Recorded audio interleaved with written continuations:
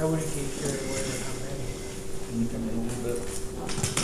No, no. You want to sit where you're laying? Yeah.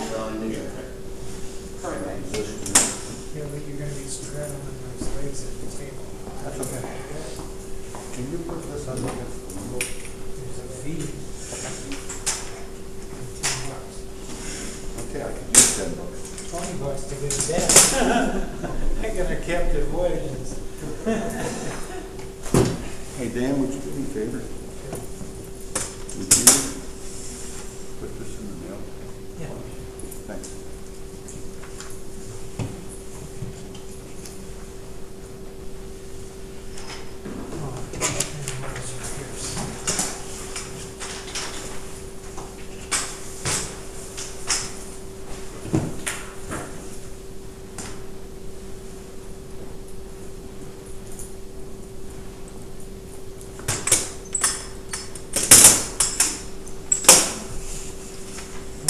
You bet.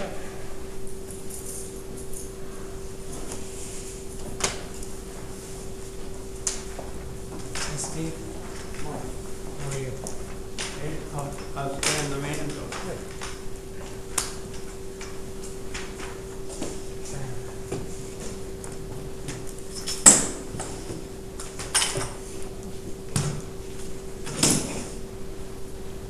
Guess I'll do it in order.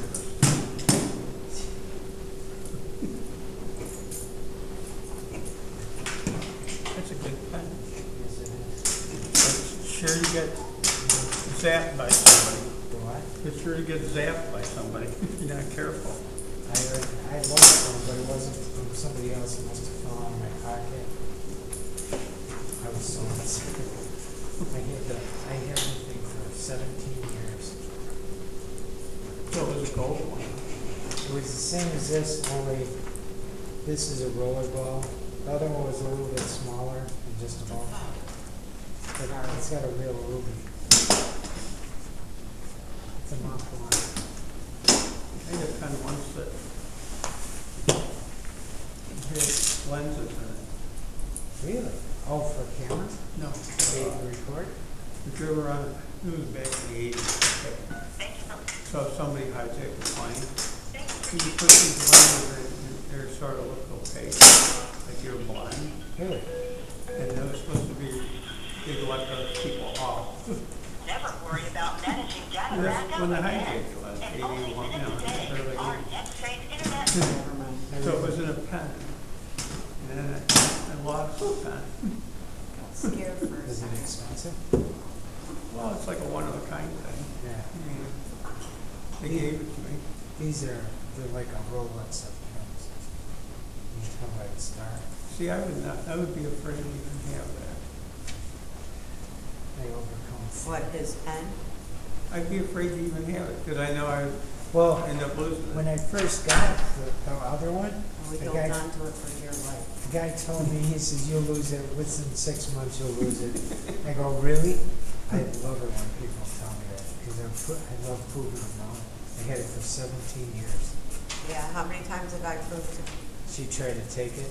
Yeah, she keeps trying to Uh-oh, steal you're it. not trying hard enough. Her and Stan keeps saying, I'm not gonna give it back. Okay.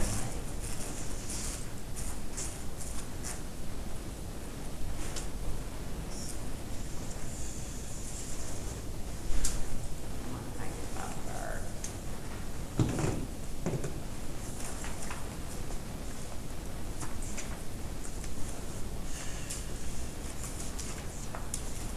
There we go.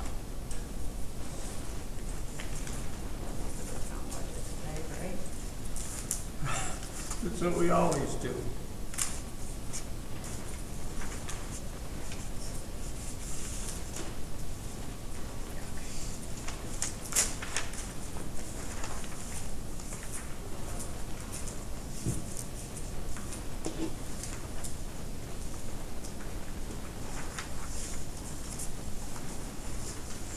Me and Steve need our own tables.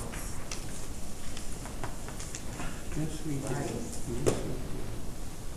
Well, it might not be Oh, that, relax, we'll be fine. it might not be that scrunched, because Mary or Jim, Mary's, I think she's supposed to be here. Yeah, Mary's supposed to be here, cause that's, but Jim might not be. I don't think Jim will be here. No, His so- budget's not on, Yeah, so if it's not on. one of the, if Jim doesn't show up, that'll be plenty enough. Plenty enough room? Do you not see his workspace? You're the design? one that told him to take the card table away. Oh, exactly, because I don't like the wiggliness of it. I'd rather have a sturdy table. Can't afford it. Kathy, Can you go sit down?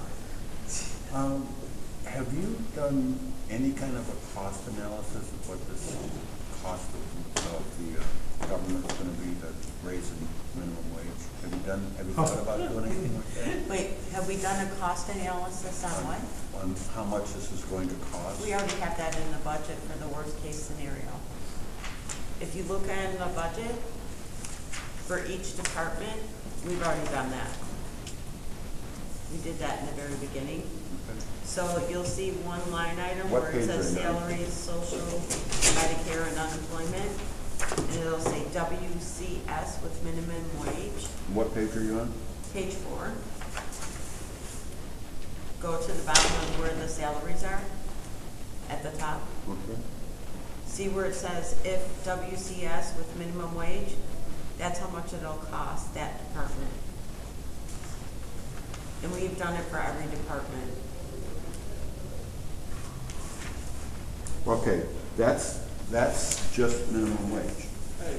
Now, how about the employees that are just a little bit above minimum wage and are gonna go, hey, we want our raise too? Oh, well, they can say Morning. whatever they want, that's not what the law I says. said good so- morning. Yeah, No, but we have not Good done morning, that. That's- That's impossible to do. Why would it be important? Well, because where are There- you I mean, gonna have I'm- your cutoff? What I'm saying is you're gonna, if you have an employee that's coming in $15 an hour, and there's an employee that's making $16 an hour and has been here for 4 years, and they're gonna go, hey, I want my raise accordingly. I wanna bump in pay to compensate, because I don't wanna be $1 above the minimum wage. I get that, but I don't think that, You know that's gonna happen. I do. It will. I'm telling you, it will. No, Every we have not employee- done that cost analysis. Every single employee is gonna want a bump and raise. Well, How many? whether they want it or not, Yeah, but see, you're almost obligated to give it to him. Because he's making, say he's making $16 an hour and the minimum wage is $8.50 or $8.90 or whatever it is now. But it goes up to 15. Eventually, he's gonna say, I was making $6 an hour more than that person, and I I wanna see what stay. you're saying. I don't know how we would handle that. How many people do we have making around 15 an hour? I don't Is know it- that off the top of my head. Well, that shocks me. Oh, is that like a Stevie Sassy comeback? No, that was a compliment. Oh, that was a compliment that I don't know that. I would say that there's not, well, there's probably more than I think. You think? Yeah, I actually do. Was that a compliment? It's kind of scary. Shh, don't tell her. Yeah, right. Yeah, we would have to actually look at that because that, I mean, that potentially could be an issue. It's a huge but- issue. Then, But you know what though? I'm The not other sure part that's of gonna that happen. is, it's gonna be a gradual increase over, what is it, 5 years or 4 years? Yeah, I'm not sure how many years, but it's gradual. But it's a gradual increase, it's not, well, I understand that part, but what I'm saying is that's over the next 5 years, those employees are gonna say, hey, when you bump that person up a buck, you gotta bump us up accordingly, just to stay the just same. to stay competitive.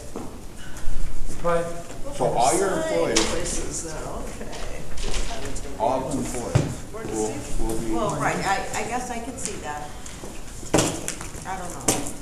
and that's what's gonna happen in the private sector. Well, the private sector I feel horrible for. Oh, oh. This is just, Well, the whole thing is kind of. it's a bunch of nonsense delivered by, and I'm gonna say it, evil people who have used the system to manipulate it. And I am tired of it being run by evil people. I'm sorry? I said, good morning. Good morning. I know you get ready. Because it doesn't help that person at $15 an hour, because eventually, whatever, it could be $100 an hour. Eventually, all that's gonna get eaten up by the cost of products that they buy. Right. So it doesn't do any good. No. All it does is raise more money for the government.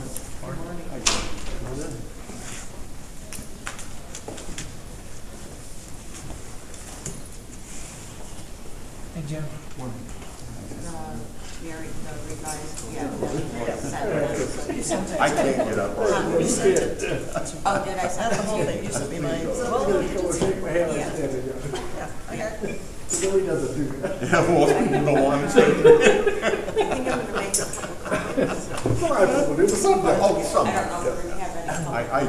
I do. There I might be, think there there's was. more people fighting for fighting. Hey, Mike, by the way, is your laptop okay? You know, I haven't even looked at it. I know. Come over 16 lashes, I understand. With a wet noodle? Yeah.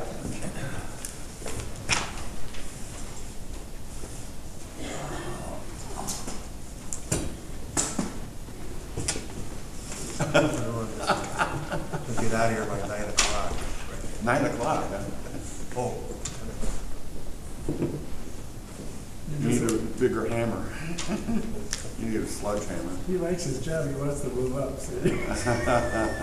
yeah. You couldn't give me that job.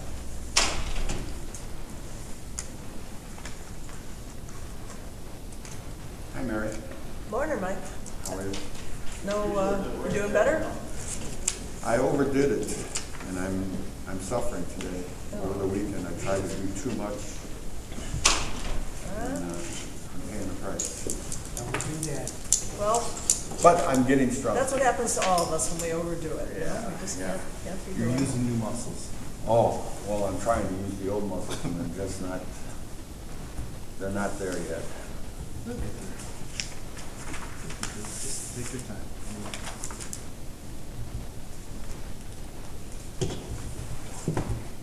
You have a physical therapist you use, or? You know what, I've seen 7 doctors on this, and not one has been able to tell me why this has happened. I quit. Really? I'm just quitting. That's, if they can't tell me what's wrong, and all the money I've spent on doctors, they can't tell me, at least give me an idea of what's wrong. How can they not find out what the hell's? That's what I've been asking. See, what you've been doing wrong is you've been going to doctors that are practicing medicine. And that- You need to go to one that's through practicing and knows what the hell they're doing. Yeah, a witch doctor. Well, Sometimes I can do my therapy at home. I've got enough exercise equipment. Why pay somebody to tell me what to do when I'm already doing Morning, Stan. You should, Good morning. did you ever talk to your doctor about medical marijuana? it? No. You should. Supposedly it's supposed to do quite a bit to help the Cannabis. pain. Yeah, and there's a oil or something, Essential oils. yeah, that's, it could really, really benefit you. You ought to talk to her. I've got a niece that has an essential oil. I probably should Talk to her. I've been taking CBD oil for like 6 months now. My knee doesn't hurt at all. And it used to drive, sometimes it hurt so bad, I actually got nauseous. You know, there was one night where the pain in my knee was so bad that I wanted to take a knife and stab my knife in my knee so it wouldn't hurt so bad. I know that doesn't make sense, but No, it does. Yeah. It actually get you sick to your stomach. Talk to her. You'd be amazed. I've seen such incredible uses of that. Can't hurt.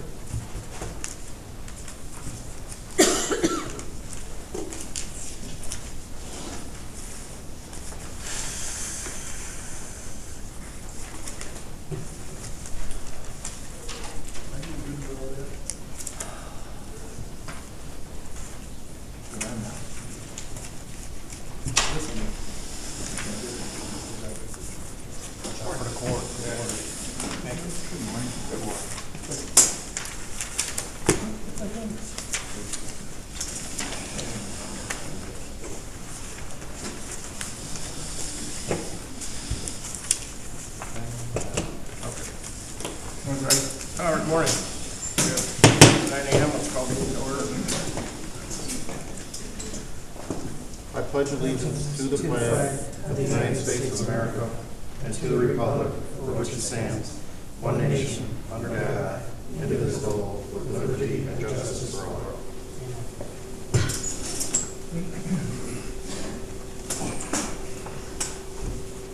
All right. Public comment is first. I don't see any public present at this time.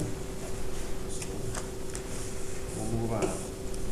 I don't have any current new business for the budget hearings, other than what we're working on. Just a comment on what Mr. Condon sent us about the tax situation for the various taxes, the fuels that was used. I didn't see anything on there about Mchenry Township, McHenry County excise tax. So does that mean he purchased it in Kane or? No. Well, no, our supplier has an outlet in McHenry, but they're out of, the main office is out of Elgin. They have a outlet on Main Street in McHenry. So it's all based on that location? It would be based on the main location, I would assume. Yeah, well, the Chicago Police Department does not pay excise taxes to the state. I'm wondering, how does that entity get around? and the township here is stuck. I don't have an answer to that, Mr. Beer. We'll have to ask Mr. Conant if he can look further into that. I don't know. All right. Moving on. Let's go to the old business, which is we brought the assessor back, which you asked me to do, and she's here to talk about her budget again. And I know she's made a few changes.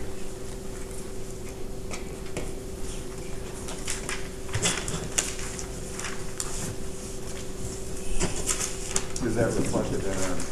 It's reflected in the entire package. Yes.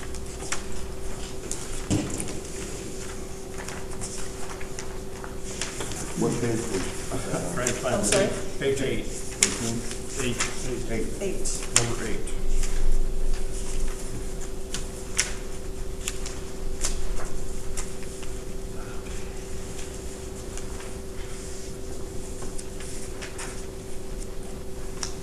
I don't know if you want me to tell you what we did. Why don't We you did do break that? down a Refresh little us bit. up. Yes, that'd be good. I was just gonna ask you, thank you. So basically, under the contractual services, we did break that down a little bit further, just to be a little clearer, as you had requested. We found a couple other items that we decided to make clearer, like our maintenance. We broke it down to equipment and vehicles. It's basically the equipment is, the majority of that is our printer, which is part of our, we pay for copies and the maintenance of the copy machine, which is used very heavily in my office. So, but we do have vehicles that occasionally we need to get tires or oil changes. We have the oil changes that actually the road district does them. We just pay for the oil. And Do you know how much they charge you to? they don't charge us for labor. They charge us whatever material. whatever the parts are that they use. So that's. But that's, again, we have to have something for the vehicles. I have 2 vehicles, 3. We have a third that's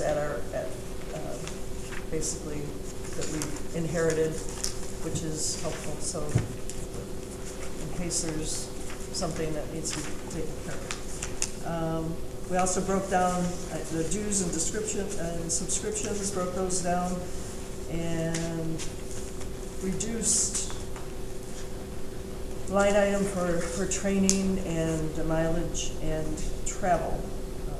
So we looked at that a little closer, and a lot of the items, the budget amount that was in there was just a number that had been in there, we'd left in there, so it just carried it over. We just never used that much, so we've adjusted those downward as well. It costs that much for maintenance on the computer?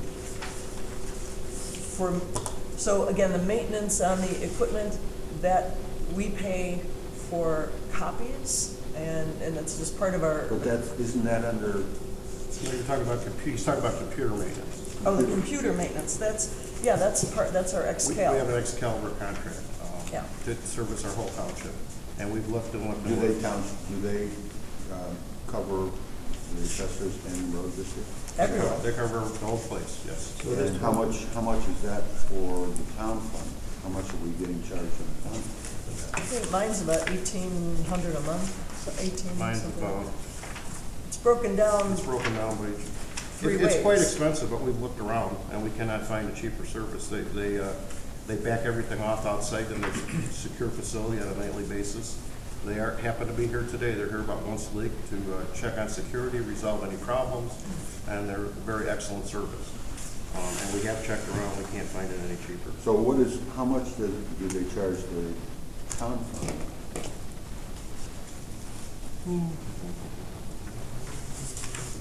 Because it looks like they're charging the assessor's office I 25,000.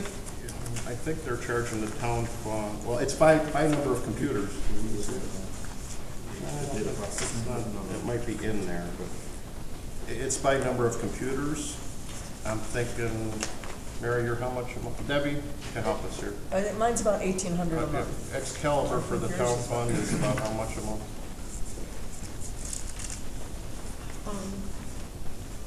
She can look it, It's 12. she can look it up for us. Wouldn't it be easier to have a contract with them where they cover all three departments? And give us. We have one contract but then we break it out by number of computers. You understand what I'm saying? Okay, so what I'm trying to get at is how much the town fund, The town Is it- fund is 22. We're 22. The assessor's at 17, road and bridge is at 16. Can I ask why that's not in the town fund budget? Shouldn't that be in the contractual It service? is. It is, it's under Under data data processing, we haven't broken it out separately. Very last line. Oh, page 4.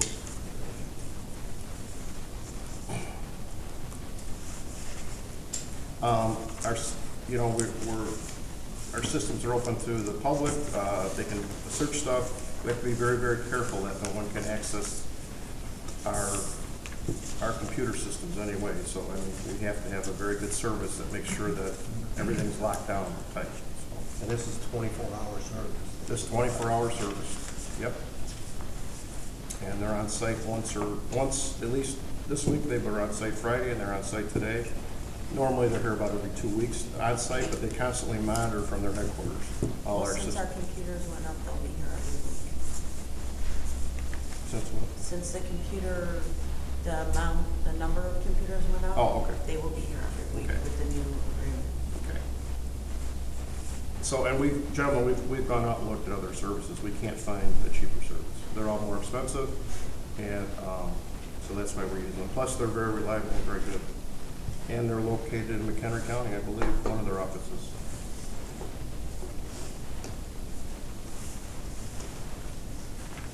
And they keep us up to date on all software, especially security software, things like that. That stuff is changing daily. All right, Mary, go ahead. After that. We also broke out, as you asked, I put in a line item for clothing for my field staff. Took that out, put that under commodities, and reduced the miscellaneous amount then to cut that in half. So effectively, the overall budget, requested budget is about a little over 10,000 less than what the 2018, 2019 budget is after that. And it would be a cut of what percentage roughly? 5%. What benefit do taxpayers get from the dues and subscriptions? I think you went over that. Would you go over that again? Okay, yeah, sure. What that is? So the It's broken down, the dues are separate, right? yeah, so the subscriptions, that's the majority of that, it's about 1,200 for Marshall and Swift. That's our, By Pardon me? By, Well, basically, it's a cost table that tells us we use it mostly for commercial, but we do use it for, That's good enough. for valuations of properties that are, it's a universal system, and it's adjusted for, That satisfies me. location. Okay. So, yeah, so that also includes the Herald under the subscription, which we get both by paper and email, or online, so that, and we have to keep up on what's going on in the town, and foreclosures and fires, things like that. And then the dues, what do we get for the The dues? dues, that would be, To what? that's the International Association of Assessing Officers. That's an international, countrywide, where we can get information on unusual properties, how things are developing in the industry, how people are handling them. There's a forum that I have access to ask about specific questions. We have an online magazine that basically is, again, addresses issues that are specific to our industry, and how suggestions on how it is handled, and just conversations with that. There are also classes that are offered through the IAAO. And they're local, but I have taken some of those. They're on a little bit different level than just a statewide classes. So. Can we go back? I'm sorry. Can we go back to the Bible? The Marshall and Swift? Yeah. Sure. I guess I have a real question, because it seems like properties that are in more towards Chicago are evaluated differently than they are here, and properties that are here are evaluated differently than they are in Boone County. How can they universally tell you how to evaluate properties when there's so much difference in the variables? They don't tell us how to evaluate them. They're cost tables. How much does the lumber cost? What's an average cost? And there's also calculated in there area factors. So maybe it costs $1 a square foot in Mchenry, but it's higher in Cook County, so they add 5%. It might be lower in Mchenry. So they do take that into consideration? Those factors are, yes. So those are. Okay, that answers. And the other, just to let you know, we look at those, and we can also adjust those. In this area, usually if we adjust those anymore, it's down. Like if we think that's too high, we can lower it a little bit more with our software. So those are, again, to give us to try to make it uniform in different counties based on the cost of new construction. Now, my next question would be on salary increases. Salary increases? Right, that's totally up to you. You have the authority over how that's going to happen. Correct.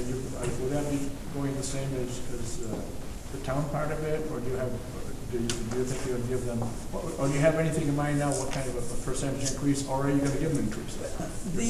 The existing employees, that would be, it's a 2.8%. And that was, we talked about, that was. So it's the same as Craig did. Correct. And that's part of your proposed budget, That's already in there, correct, that's already in there, yes. And then, and thanks for getting us information back of how you compared with the coefficient dispersion and the cost per parcel cost. There's quite a bit of, let's go on the cost difference there. You're high, 18. How do you justify, say, 18 when you get down to, if you want to see it like graph, when you compare to the other, say, 4 major townships, you really are quite a bit off. How do you justify that? Okay, well, 2 things. One, with the new proposed budget, it would put us at 2378 a parcel. You've asked for that information. I don't believe that's the best way to compare what's going on in the township, but that's. This can be 23 what? 2378. That's this budget here? That's current, yes, correct. Okay. So something like Grafton, or a township that has a lot of neighborhoods that have been, are newer construction, more cookie cutter kind of subdivisions, would be easier to, there's just not as much, and I'm not gonna say their job is easier. I know the just township. it's a little bit different. You're starting to explain it to me, okay, because, like Nunda, they don't, you've got quite a few different subdivisions compared to even Nunda. And Algonquin too. Okay, that's it. I can get that. I wasn't thinking about that part, because if you get over into Grafton, which is all newer situation, to be even subdivision, a whole lot easier to compare that. Right, and here, But then the work that you gotta go, and I know you've got a lot of ups and hills, even like the Wonder Lake area to get to the different properties. It's not easy to get to. yeah, and I just want to emphasize again that when you have, I worked in Nunda for 3 years. I know how organized and how that process had been in place for many, many years, and that it really is, actually it's a system I've implemented here that really, because we have so many properties to catch up on, so that when you've been doing that for years in a township, it's easier to maintain that. For example, this past year in 2018, we went to subdivisions that were new 15, 16 years ago that no one's ever been to again. So there's a whole lot more work to do. If you don't go except for every 20 years, you're having a whole lot more to catch up on. That's all I'm satisfied. yeah, so the bottom line. I'm just justifying what I know Okay. of this area to that, Yeah. that justifies. I can see, Okay. I think you've got more labor costs involved in their time to get that job done here, as opposed to these other. I think it justifies to me. I think it takes more time and effort to get your assessments here in those areas over there. I mean, it's got to affect the cost part. Right. Is what I see that. Okay. You said. And then put my mind what how the township is laid out. Okay. Does that, so then, on we'll say the accuracy part of the coefficient dispersion, those numbers are not too competitive either. But again, I think that would kind of reflect to what you're saying there as far as the type of properties and the way this township is laid out. It is, and I know that that's something that keeps being brought up, but that's just one measure, and it's not. It only measures sales. And you mentioned that, right? And it also, just because someone's COD is low, actually, doesn't mean that they're correct. Your assessments could be, really high, but uniform, or they could be really low and uniform. So it's one tool that's used, but when you break it down into specific subdivisions, especially the ones that we have revalued since I've been here, the CODs are significantly lower because we've revalued those areas and looked at, not just a sale here and a sale there, but put everyone closer so that the CODs are significantly lower in those areas. The ones that we haven't done, they're significantly higher because of sales being all over the place. And Wonder Lake is a perfect example. You could have a $20,000 sale and you have a $200,000 sale. So it's just one measure. And so the number of, I don't know where they came up with 15, but that's for the entire township. And when you have a township like ours with extreme differences in sale prices, it's just normal that would be, especially when we're still recovering from a market crash, that it takes years to get those values back in line. Well, years in Illinois, other states have very quickly recovered. I realize it's not your fault or problem, but Illinois is the outlier as far as that. Another thing is that when that crash happened, property values went down, the taxes did not. They went up. And I still have a hard time understanding how that happened. I can tell you. Government. Actually, Mary's gonna give it. I would be Mary? happy to explain that Oh, to yeah. you at another time. That's- yeah. Make an appointment with me. I'm glad to go over any of this Oh, yeah, stuff, that'd be because good. there really is stuff that is relevant that people don't understand, but because we've gone through it and I do understand it, I can explain it to you. Let me just say Happy to this do real that. quick here tonight. She's assessing the value of the property, all these taxi buys, I think we got too many. All they did, if you look at your tax bill, the rate went up. So all these taxi buys, the same amount of money. There are people, So they just raised the rate against her assessment. there are And people money came who in, are basically. It's, That's simplified, well, that's a simplified trying to. it's oversimplified. Well, huh? It's oversimplified. Well, okay, There's a but whole basic bunch of stuff. other stuff, and again, that's a whole other, come to one of my assessment forums, and I'll be glad to tell you all about that. you know, there's a lot of people that are living in this county, in this township, that if they knew what their house was worth compared to what they think it's worth, it would be astonished at this point. And we're in a recovery, so to speak. Madam Assessor, you spoke that this coefficient of dispersion is just one measure of the efficiency of your, what would you call it, department within the township, the assessor's office? Yes. So what are the other measures that you think would be give a more fair picture of how your assessor's office compares to the surrounding ones, at least the other ones in Mchenry Township? Mchenry County.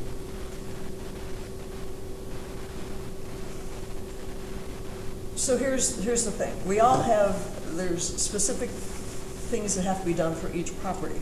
I can't really speak to what the other townships, what they're doing or focusing on or what their issues are. I know what ours are, and our issue is that we need to get the values more in line from that 2008, 2009 crash values, and so much of that is out of my control, where there's still decisions that are made at the local level by the Board of Review or at the state level that takes things out of my hands. But I can't, it's not really fair to ask me what they're doing in other townships, because I have a lot to concentrate on right here. And I realize what you inherited, okay. But now we're 5 years into the Mahady regime, right? yes. And so we should start to see these coefficients of dispersions. Well, you have. They've gone down every single year. Right, and we fully expect that they'll continue to Right. approach the others. Right. There isn't anything really unique, is there, in Mchenry Township that makes it different than, say, Nunda, where you're very familiar? Well, the difference would be when you have areas that have extreme, again, you can go to Wonder Lake, when you have an extreme difference in values and where maybe homes are selling at 20,000, but other homes like it are assessed at 70,000, there's going to be a difference. But the actuals, when someone buys a home for 20,000 and its assessment is lowered to 20,000, it throws off the other homes that are now at 70,000. They look like they're extremely off balance. So the COD is a measure. It shows that we're doing better. We're correcting areas. We're getting the overall township in line. But again, I have to focus on, and every year we focus on different areas that are, for example, I pulled up one this morning that it's an area in Johnsburg, Jack Anna Heights, an older neighborhood. I haven't done any specific work in that neighborhood since I've been here. Their assessment level is correct at 32%. So they're supposed to be at 33.33% of market value, but their COD is off, and it's at 25%. So it's just, when you're picking out different areas, that's what we have to look at and focus on different areas. As long as that COD is going down, I know that overall in the township I'm doing better, but I know that there are also individual areas that have to be addressed, and part of that is, as you are aware, a lot of information that has to be corrected. If I'm going to correct a value on a property, I want to make sure I have the right information. That's what we're trying to do. And as I said before, we still have about 14,000 properties we have not touched in 5 years because of all of the work that's required to be done. Let me back up a little bit, because I was thinking about this, how when I say that we've touched all of these parcels, these files already, literally, when we work on a file, it could be touched 5, 10 different times, because there can be, this is done, then this is done, then this is done, or we have to wait for somebody to call back, or we have to wait for other information. So it's not like it's you touch it and it's done. It's a process that takes quite a bit of time, and that's just each parcel. So. Then why haven't you come to ask them for money to increase your staff to get that job done? That's why the only Because difference. you The only got difference. how long is it going to take you to get those properties done? To bring them up to where they should be? Well, again, the reason that the only real increase in staff here is taking a part-time person to full-time. And part of that is to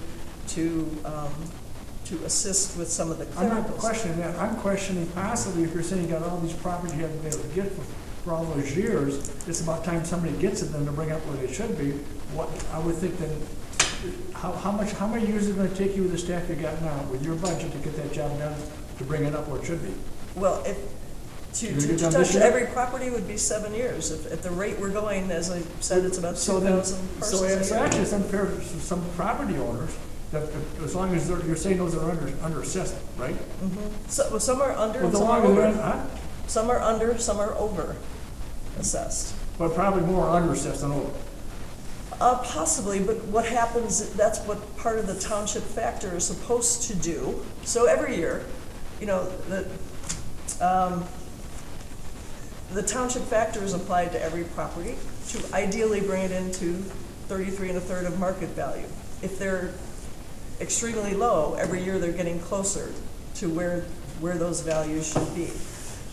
So for example, the subdivisions I revalued 5 years ago, to put them where they were supposed to be, the percentage was more like 30% or higher to bring it to where it's supposed to be. The subdivisions that were done last year were at maybe 10 or 15%. So those factors, the township factor brings things up every year as well, until we can get them to where they're ideally supposed to be. But That's what I'm talking about. If they're not ideally where they should be. I could have 20 So people, and maybe we'd get them all done in 5 years, but I don't think you're gonna But give the me longer money for that's out 20 there, the people. more unfair it is of somebody paying too much and somebody paying too little. Bob, I am as frustrated as you are that I can't get this done in 1 year. I know, I thought when I came here it would be a lot easier to do it. It's not. It is not at all easy. Majorly frustrating to me. But the best I can do is do it as quickly and as responsibly as possible, and we have been working that way. And the other part of that, in conjunction with that, is the township factor, which is the ones that we haven't actually specifically gotten to. They're still coming up. They're catching up to where they're supposed to be because of. You're just adding an arbitrary figure and bringing. It's not an arbitrary figure. You're some kind of a figure that you've figured in your office to bring those properties up, and then until such time as you get to them on a personal level and can judge them. No. At that point. What I'm saying, so the areas that we revalue, okay, the last couple of years we've had this, in 18 we had a 6.5% factor. The year before that was 7%. The year before that was 7.4. The areas that I revalue, I put that number into that number. They don't get dinged twice, but they're going up to where they're supposed to be, and everybody else is coming up 7% or 7.4% or 6.5%, getting closer to that, to the value they're supposed to be at. They haven't been going down. They might still be low, but they're significantly closer to where their value should be because of those factors. And when things are a little more ideal, the township factor will be 1. And I know you all have lived here long enough to know we've had years where the factor is 1, where the assessments are overall in line and there is no township factor. That's the goal. What happens with some of these properties that are overassessed?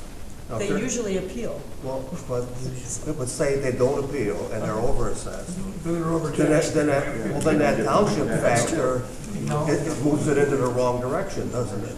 Well, that's true, but usually yes, it's not a perfect system, but we have also consistently made it a point to tell people, I'm not saying it's your job to assess the township, but it is a property owner's responsibility to check their assessment, and if they feel it is incorrect, they should appeal. And that's what happens. And as we get areas that are tighter in range and closer to the values that are supported by the market, we have seen fewer appeals. But the system is not perfect. Almost always you're going to have, at 33 1/3, you're going to have a third under, a third over, and a third right where they're supposed to be. Not a perfect system. Okay, but generally speaking, when you touch a property, on average, the taxes go up on that property, right? The value, my responsibility is the value of their property. And if their value is too low, yes, it's going to go up, based on 3 years of sales. That's What I'm asking is on average, on all these properties you touch, the values they don't go down, they go up. Correct.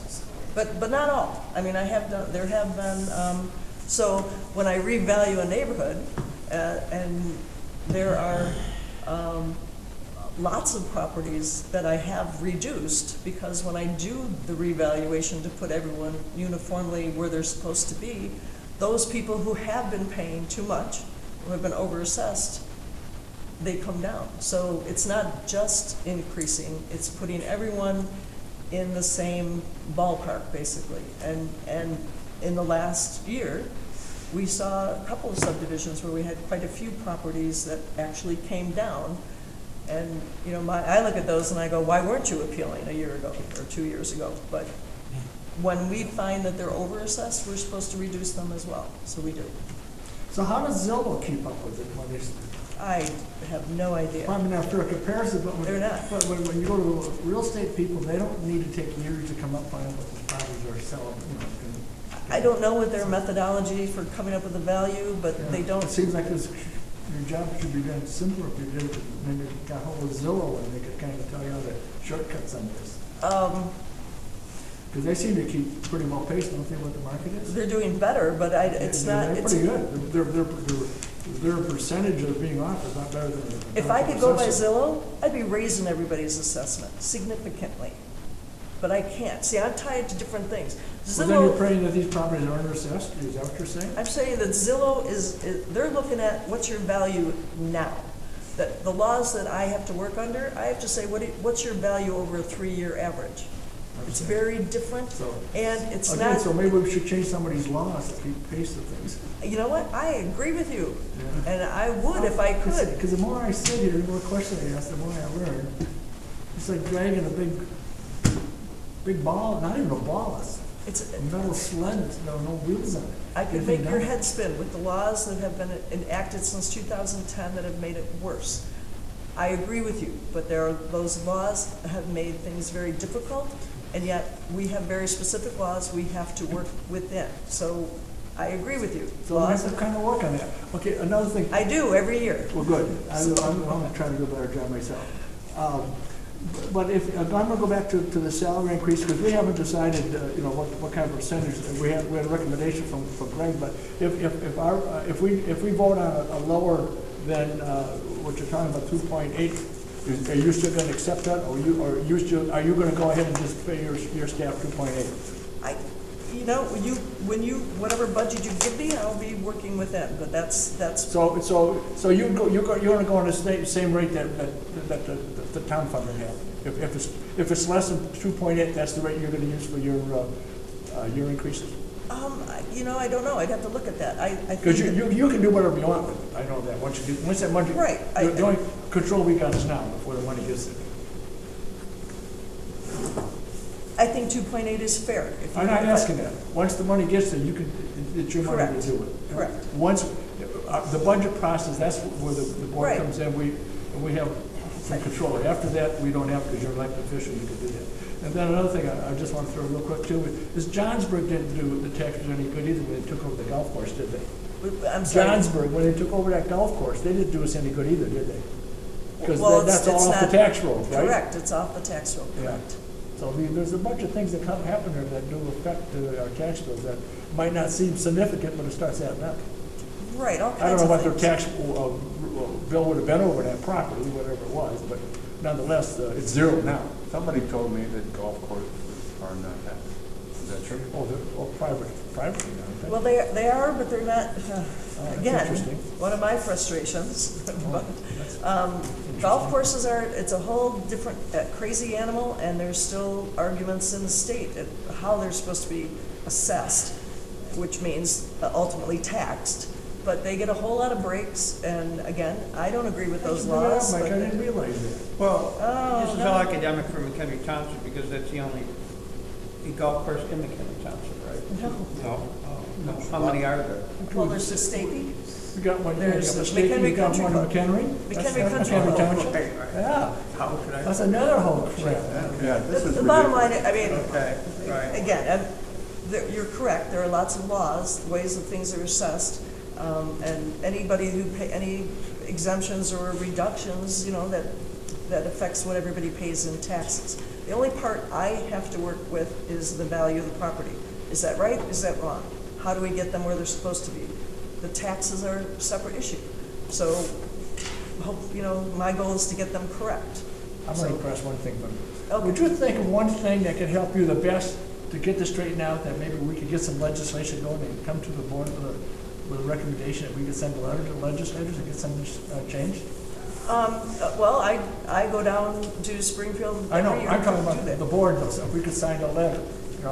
Somebody's got to start something to change this, okay? So if you could come up with a recommendation to come to the board sometime, whenever. Well, And I'll then let's share, work on- I'll Let's start share. working on some of these to get this thing straightened out, because if you don't, next year will be the same thing, the year after that.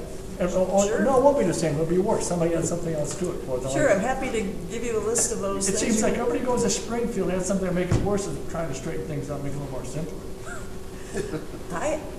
I agree, and the problem with Springfield is, in my opinion, they don't understand what we're doing and how it affects these things. But I've seen some legislators we've got come here and criticize and speak up publicly about, the township road district consolidation, which is fine, they got a voice to that. I think we need to bring them in here. I think we have to let them know, yeah, you're legislators, we want some change in certainly as a board member, I don't know exactly what those changes are. You do, you should. Come to us, come to me, and then I'll do what I can as a board member to say, let's I get tried it. let's get these people here. I do try to bring into, like, the board meetings, when there's laws that have been changed, and I try to talk about those things, but I'm happy to give you But I'm my looking for list. laws that change to make it easier and have more of a fair shake for people. I agree with you. Give I me just perfect- a I little stand- nibble one time. Let's There's a whole bunch of them. I'm happy to share them with Well, you. don't give us the whole No, bunch. I want Just one. give us one or two. I'm just asking, Okay, the one that you think sure. would be the most helpful, anytime. Sure, And you got total Yes. support, I'm sure, at least from me, I'm Absolutely. sure from the board. I Thank you. will do that. That's all I have to discuss. Okay. Thank you. You're welcome, thank you. Well, I have some questions for these. Okay. I guess I could start with this international assessment. The official organization is what? The International? International Association of Assessing Officers. No, when I hear that, I think, what the heck difference does it make what they do in Peru or Egypt? Okay? Is that why do we have to belong to that? Some countries don't even tax property, like Ireland and Estonia, okay? So it's like, what the heck? You said you have the ability to ask specific questions of this body. Apparently, I guess that would be online, right? Correct, it's a forum. Okay, so have you ever done that? I read that, I have not personally had an issue to ask a specific question about, but there's information about other issues that Like is what? relevant. I'm just trying to say, why is this a necessity? Here, maybe I can make it easier for, if you do not want me to join it, then don't give me the money for it, but if, that's fine. Well, that raises the next question. Under your miscellaneous that you have, if we say, no, get out of the International Assessors Organization, you could say, yeah, okay, well, I'm just gonna join and pay for it out of the miscellaneous. Right? You can do that, right? Sure, I could. Okay, so what we do here, so then what we're really saying is we gotta cut the miscellaneous to zero. Otherwise, what we, this is our only control over anything. All right, you've answered that question. Now, I'm trying to come to grips with how the assessor's office acts under the township aegis, okay? So as I understand what the township attorney sent, all your employees are really your employees. Mr. Adams, the supervisor, can't say get rid of that guy or fix his salary differently or anything like that, right? Correct. Okay, you're totally in charge of hiring under your budget. Correct. And he can't come in and say, no, no, no. You can, the board says, we can't give a raise to the township people, but you could give a raise to your people, right? Correct. Okay, so,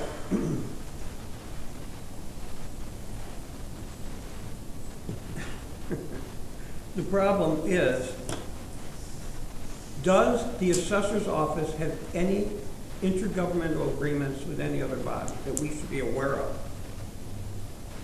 No. So unlike the township, which does work for Burton Township and Richmond Township, and apparently did some for Greenwood in the past, your office only does work for Mchenry Township, Correct. and will continue to do that as Correct. far as into the future. There's nothing that's subcontracted out for Mchenry to do for Burton because their assessor is living in Wisconsin? Yes, Wisconsin. I don't know how this could even be. It's because so many people want the job. Well, then something, So they have to go out of state to get. maybe it's a little unfair since it's the smallest township in the entire state. And it was a tax situation that caused it to break off of Richmond a long time ago. So when this budget is finally agreed to, you're really set. You can't come to Mr. Adams and say, well, I need an extra $45,000 because of some commercial property that needs special work or something to do. That's it for you. In other words, there's no switching of funds from the township to your office once we say what the budget is. The I board, think go ahead. I was gonna say the board, if you were $45,000 short and the board needs to amend the budget, you would have to go through the same process that you're doing here of adopting a tentative and then publishing and then doing a final, but you could amend your budget, but without amending, you could only spend within 10% of a line item within your budget itself, Mr. Hanson. But that would bring it back to the board to vote either for the amendment or not. Correct. So it brings the power back to the board again, away from her, correct? Thank you. Well, why couldn't she take money out of the reserve for the township to use? Yes, she Can't can't, do it's that. not authority. The assessor's budget is within her realm. This board would have to allow the funding of, you'd have to vote, and I believe you do it once a year, at least in this particular where you've spent monies from one fund that should have gone into another fund, it's come to the board for voting, I believe, in the past. Yes. But not to the assessor's office. But the assessor, she could, you know. She could, yeah. in her- We have not done that. Yeah, in all fairness to her, she has, But I know. for example, she has $579,000. And for example, let's say she had office supplies, she went over in her office supplies. She could, as Steve correctly pointed out, she could pull it out of her miscellaneous, or she could pull out 10% from another fund, for example, computer maintenance, because she didn't spend it. That she would have that authority to pull that 10% from those various line items. And that's my understanding, because once that money is there, that's her money That to would be maneuver her what she wants, the raises, whatever. That's my understanding. Correct. Well, is there any, so does the assessor's office have its own reserve besides miscellaneous? I do not believe so. Not that I know of. No. No, we just, no. Okay. Now, I'm looking at page number 8, the top personnel of the proposed assessor division for the town budget, okay? And I don't understand some of these numbers. As I understand it, the assessor's salary is set, you can't, set in stone for your entire elected term, correct? It's set for 4 years. It went up. Right, and we can't do anything about it. That's it. That's correct. It's done. All right, then why is the proposed budget for 2019-20 different than the 2018-19 budget? There was an increase. Yeah, when they voted an increase, each year they got an increase for the elected Okay. officials. There was a That was percentage increase. for- That for was the from the other 17 board. term. That's not from this board. The first 4 years was the same every year. The second, I'm not saying that. I know, but that's. Last time around, it got changed. There Yeah, was a that's little right. So different before every this year. board got there, the prior board put in a built-in raise each year for the elected officials. Correct, that's correct. Okay, so what was the 2017-18 actual for the elected assessor's salary? It's right there, 74,3. And the next one is 74,937. Those are the actual, Well, mine shows a blank under it. Yeah, there's a blank there, let me take a Not look. in the one I've got. yours is blank, not mine. Oh, I don't know. For So- the actual, This was maybe, not for the budget, the actual. Oh, actual at 17 you're talking Yeah, about? oh, because 2017, for that, I don't, I I don't can know. look. that We can was- find that yeah. file for you. Hold on, let me take a look. that actually would have been 72,000. It was frozen at 72,000 for the first 4 years, the 14, 15, 16, 17, until 2018. Now, on these columns, the reason why these don't match is because we're still in the 2018-19 Correct. year, right? Right. Okay, so it's hard for us to try and come up with a budget when we don't know really what's gonna happen. So when you say overtime, 2,500 is already been paid out. There's 2 more months to go, is that it? Only one. Only one? Everything's been updated as of the 28th, so Friday.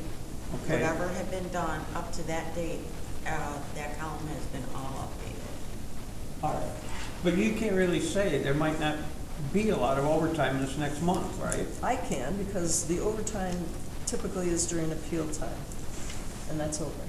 Okay. So, would it be, we're trying to understand how much money you really do need, okay? So, why have you proposed 5,000 overtime for next year when there's only 2,500 that it's been spent this year and likely to be spent, or very likely to be spent on? So it's like a doubled up on it.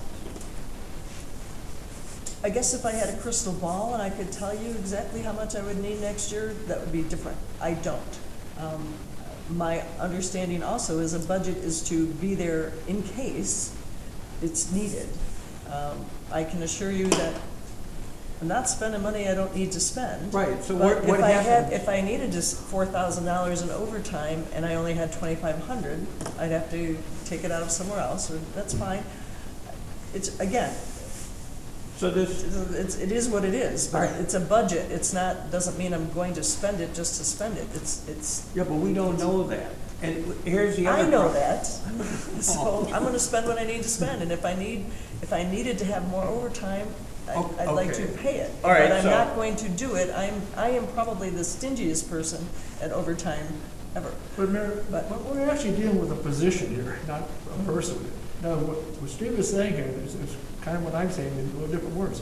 Once we approve a budget and gets over there, whoever that person is there Sure. has complete control of it. And I think that's what Steve is getting at here. And I guess Not whether you were stingy or not. Right.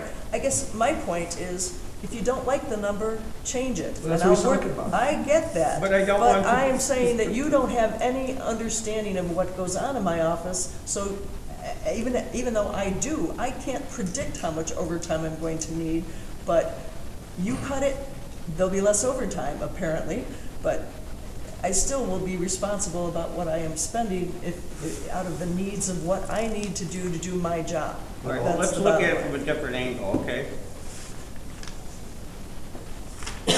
It was budgeted last year, $5,000.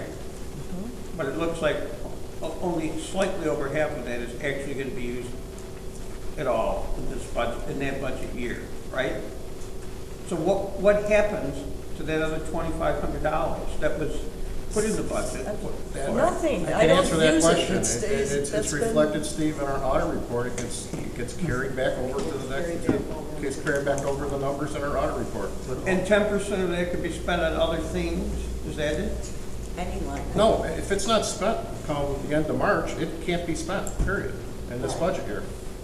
And we always have excesses in our budget every year. Doesn't that $5,000 also kind of predict what your next year's assessment period where you might need that overtime? That's going to fall into that. That's what she's trying to say. Correct, because, and next year is this 2019 is a quadrennial. Typically, we have more appeals, more issues. Right, And so that- again, I don't know what. So that's, you're anticipating that for that, pretty much, that 5,000, yeah.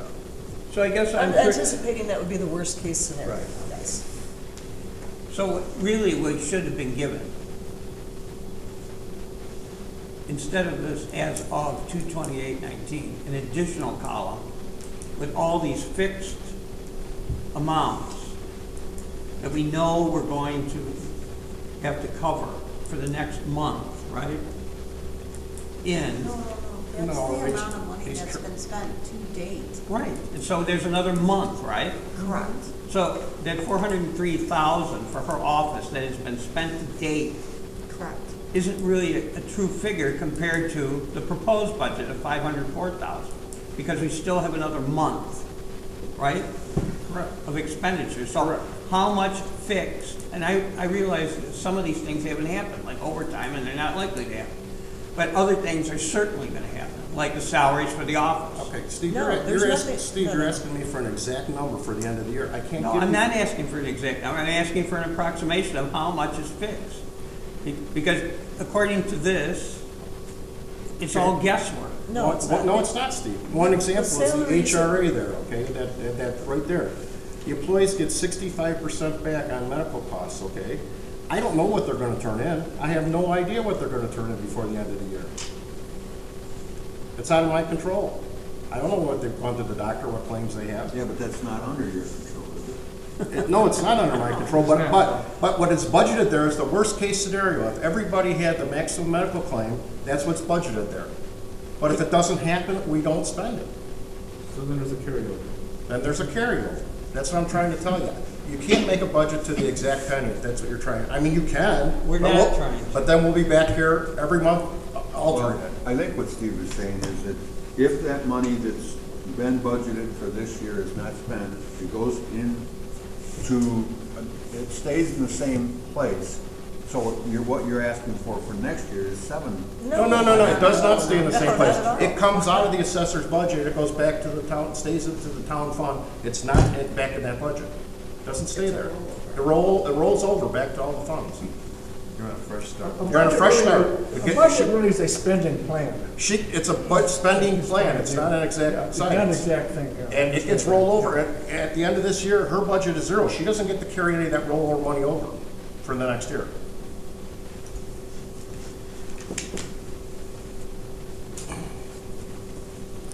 And you guys were asking me about the actual for salaries for 2017-18 for the assessor. That we The can- reason it's a $0 amount It used to be in the town budget.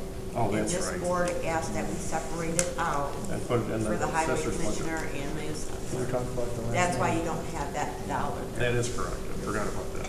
And if I can remind you that this is the only township I'm aware of that the assessor's salary, health and benefits all come out of the assessor's budget. Every other township, all the elected officials are in the township budget. They are not reflected in the assessor's What's budget. another area we might You be mean able the to road change district the law. guy? It should have come out of your budget, but. No. No, what I'm saying, no, it doesn't. I know It's out of, you go to Nunda Township, Yes, I know. And it used to be that way here, and I know. from an accounting standpoint, it should be where it's being spent, that's what We've I'm got saying. Exactly, that's what I'm saying, I agree to it, yeah. But- I think we're doing it right now. Yeah. The other townships should follow, but we can't do that. Right. We're not at this. So her budget may look higher, is what she's saying, than some others, because her salary's in there. I agree with that. Okay. anyway. All right, so the likely actual budget for 2018, 2019 must be some figure higher than 403,000, right? Right, you still Correct. have another month, 30 days. So is that generally about 50,000 more? Well, see, we'll probably see that before we're not approving today. We're just, Oh. You'll see. yeah, we're not the next- approving. You'll see the final figures Yeah, before we're we gonna see it, approve we're it. not approving it today. Well, we won't, Well, no. then that means we can't approve the budget until until it's done, right? You can, if you decide to, but it's your choice. We can approve You it can today. wait or if you not, want. But it's not on the agenda to approve it. But we can't approve it today. Yeah, we It's on can't the approve, it. agenda. There's no action for it. So next, you might, that figure will get closer. I don't know when you're gonna get to this process. If yet. you have till June 30th to decide, so, Right. So I- 2 months without a budget is what you're saying. We can operate. yes, we can. But there's a caveat to that. Well, then it would be a heck That of a should lot be, easier. that should not be our goal, though. No, it It might, but it's it'd not be a heck of a making lot a goal. easier to see what the actuals are for the year before anything is cut or added or whatnot, right? But I don't have a crystal ball. There's to still tell gonna you be what's some going to variation happen. there, that's what I'm And talking. even as Craig was saying, the biggest variables, the only thing that's set would be salaries. Everything else could be really, unemployment, social security, all that stuff there's variables in there, so, Health insurance, for example, Steve, we're estimating a 15 to 20% increase, but that may not happen, but that's what I'm estimating. Our premiums we won't know until June. yeah.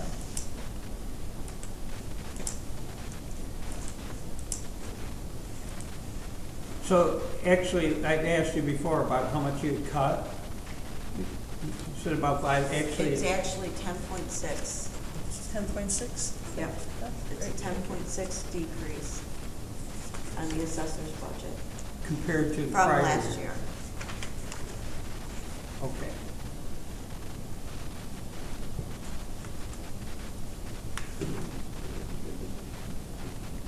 Well, according to the difference from the prior year, on page 8, that figure in parentheses, it's just 4,600 cut. That's on that section. You have to go to page 9 to get the total of 10,290. You're talking about this, Sue? This, Yeah, that's what she changed from a lot the of, proposed the budget. salary is basically the same, salaries.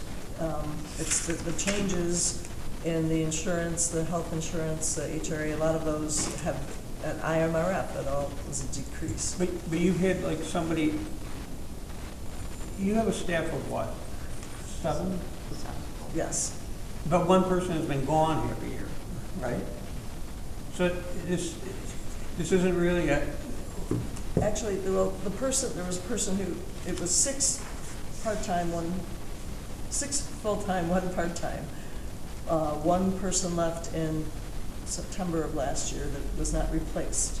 But and then I have another person that's retiring at the end of this budget. So these figures still reflect 7 full-time people with those salaries are different. So hiring people at a different salary level kept it effectively at the same price. you're The right, person Steve. who left in In September this was here budget for year, 10 she didn't know years. these people were gonna leave, so therefore it will be a little lower this year. In theory, from what was projected. But in fact, there really won't be any. No, savings. those figure, the No, salaries, there won't be any savings in the, in the salaries. Correct. Because I'm hoping keep everybody, not Correct. be changing those salaries, but and the other ones have been lowered because of anticipated cost, and they still could be lower. We don't know what those would be, but even the insurance went down even with the change. Last year. That's it, pardon me? Last year's insurance it went did, down, it only but- goes through June. It only goes And through June. IMRF went down. And IRF went down Right. because we're fully funded. So the number of appeals that have gone down from the prior appeal year. Yeah, correct, a couple hundred. And how much does it cost the average appeal? I don't break it down. Appeals are just part of the I don't mean to under the system. penny, but I have no idea. how much time do your people spend on appeals versus the actual assessment work? Every appeal is different. There are some that are, you look at it and we just know, and it's 10 minutes and you're done. There's some that are 2 or 3 hours because there's a lot of information that has to be garnered. There's appraisals that have to be gone through. There are state appeals that go on at the same time, and there's different people working on them. And it's not like, on top of appeals, there's also the other work that we're doing as well. So it's not, I can't tell you a cost of what to do on each appeal. But I can tell you that some of them are significantly harder than others. All right, so how many of these contractual services are we stuck in? You're stuck in the computer services for sure.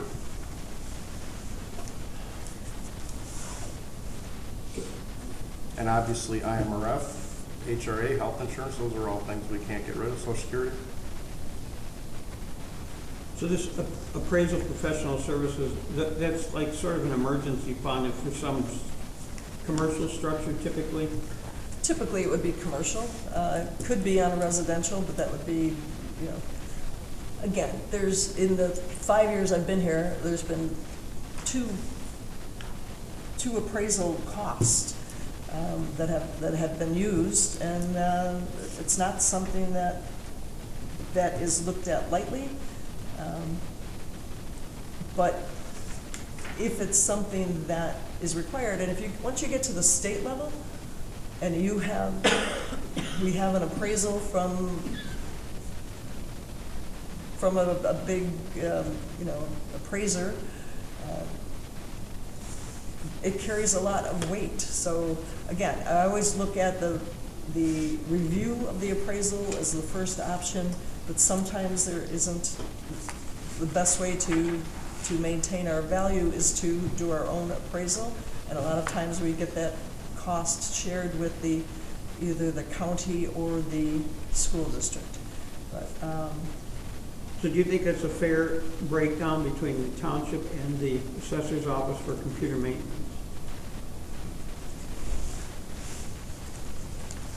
Fair to your office? We're sure, It's because done I by have computer. eight. It's done by number of I have 8 computers. computers. Yeah, it's done by the number of computers. If you have more computers, you pay more. Yes. Yeah, But your people are really on the computers more, right? correct.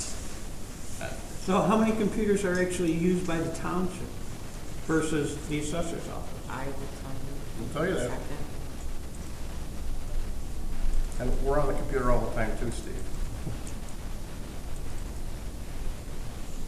All right, so the assessors have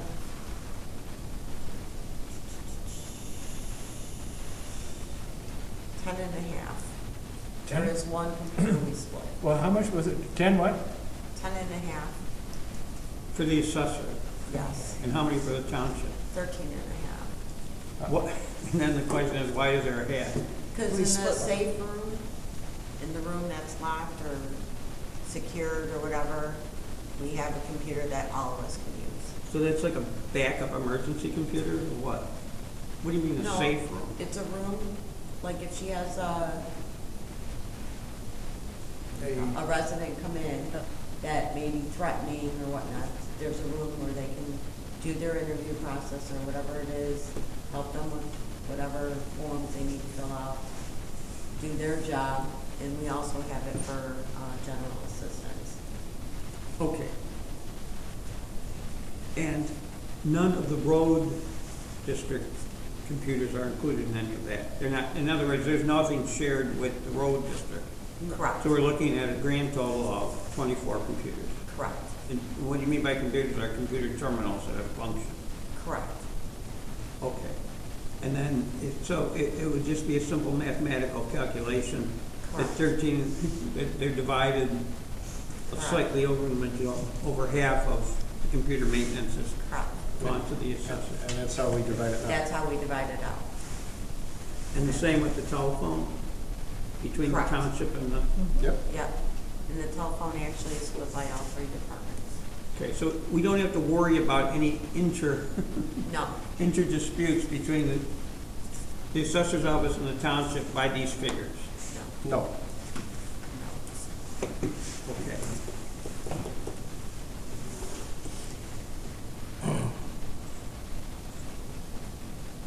But a lot of these contractual services are obligations of the assessor's office that we can't really, that we're stuck with. Well, I would guess the computer agreement would be yes.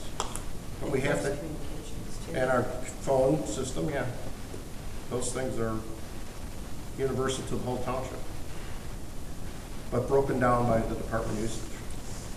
So in short, we don't have much leeway at all with the contractual services. And they all work, and they all come at different times. Correct.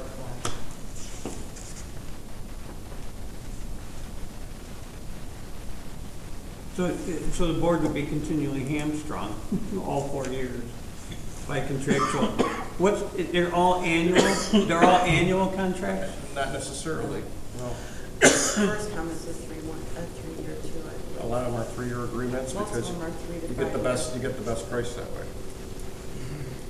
Our computer agreement has not gone up for the next contract. They've left it the same. We're very cognizant of these contracts and trying to get the best price we can get. Well, I trust that you are. The problem is that a completely new board then may be stuck with contracts that are entered into by the prior board. That is correct. Or by the, well, actually, it's not the board even, it's what the township supervisor agreed, because I don't remember any of these, since I've been on the board, any contractual services come before the board for board approval. I don't know if there has been any since you've been. Well, have there been any in the last 2 years? Well, there was one. We did a MC ride agreement and this board agreed to it.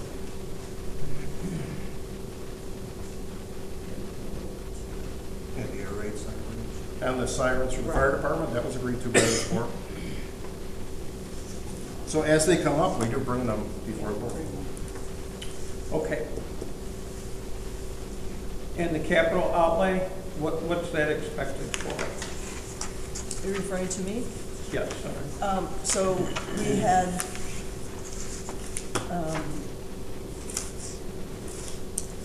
we got a new printer in my office. The company agreed to divide that cost. I had $5,000 in capital outlay for this budget. They took the $5,000 for this year. They'll take the $25,000 in the new budget. So they didn't. We didn't have to move money around. They basically allowed us to work with that. That's our printer, scanner, we use constantly. It had been, I don't know how old it was, but it was the one that was here when I got here, but. And by doing this, we reduced, we don't have to buy any ink, and we Right, we reduce reduced cost per our page. cost We reduce overall. cost per page for copy. So you didn't buy the printer, this is just a contract then, It's a lease agreement. right? Lease it. No, we bought. No, we bought it. We bought We the buy it. printer. I'm sorry, we buy it. But we have. We have to Just pay like it. with the township. You didn't pay for the whole thing in 1 year. Correct. Correct. I got you. We've done our work with Stans, we've had the contract with them, that's what part of the maintenance under computer equipment maintenance, mostly is for printer. we were having a lot of issues with the printer. Felt it was better to get a new one. They were kind enough to split the cost, and then we also reduced our price per copy. Per copy in the same significantly. In the same venue, so. Does the road commissioner's office in the town use the computer as well, all three, Are you The talking same about copiers? printer, making copies? We all have It's a separate, copier. we all have separate copiers. separate machine. So you bought three instead of No. just one? The road district has had one for a while, and they're happy with theirs, so. And you I have? bought one last year, you guys approved Yeah, it. and so you have your own. I have my own, she has her own, road district has her own. We've thought about trying to centralize one copier, it's done some places. It would be pretty difficult, because then people are gonna be waiting to get their stuff done. It's not possible for us, for my department, to share a copier. We not only make copies, we do scanning and things like that too, so, and it's pretty You'd have a constant. problem with the budget process too, because the budget is so simple. You can, Stan's does also allow scan card capability, so if you get different departments, but it becomes problematic because if somebody doesn't scan it, then it gets added on to another. If you're trying to keep it, but it's more of a problem. I've worked at companies that have had central copiers, and guess what happens? They end up buying 2 or 3 because one won't work. So how many vehicles does the assessor's office have? We have 3. I think technically we have the sedan Yeah, that's Yeah. under you. So those are owned by the township, towns. correct? Correct, they're owned by the township. So I assume that they're insured, right? Certainly. Correct. But that's not in her budget, so where is it? It's through Torma. Through my home insurance. Our risk management on administration. Okay. And so where does that appear in, It's on the administration, not under assessor. Under the town budget okay. for the trauma insurance, under risk management. Covers the whole township. Now, is there a figure for the entire capitalization of the township? Like, how much of these buildings are worth? How There- much there- on there is the a- equipment? There is on our audit, yes, and on our fixed, yes. Yes.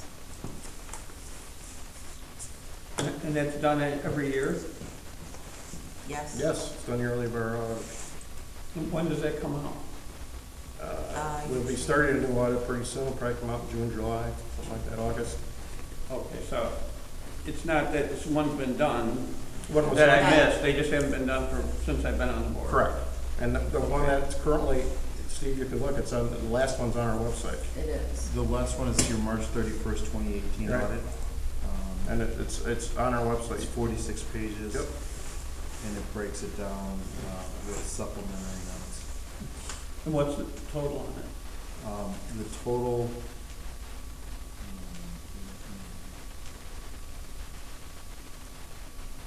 the total position of the township is $12,050,000, $1,927, which is actually a decrease from the previous year. Okay.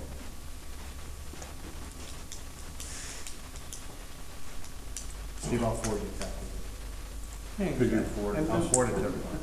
I'm just trying to get a handle on this. You all whole- got a copy. I got mine. We'll have you forward it to I you. won't meet with Jim, I got one, Jim will forward it to everybody's. yeah, I've got one. So sitting here today, Madam Assessor, you're confident you can work and adequately perform all the functions of your office with the budget you've proposed, and the revised budget, actually? Yes.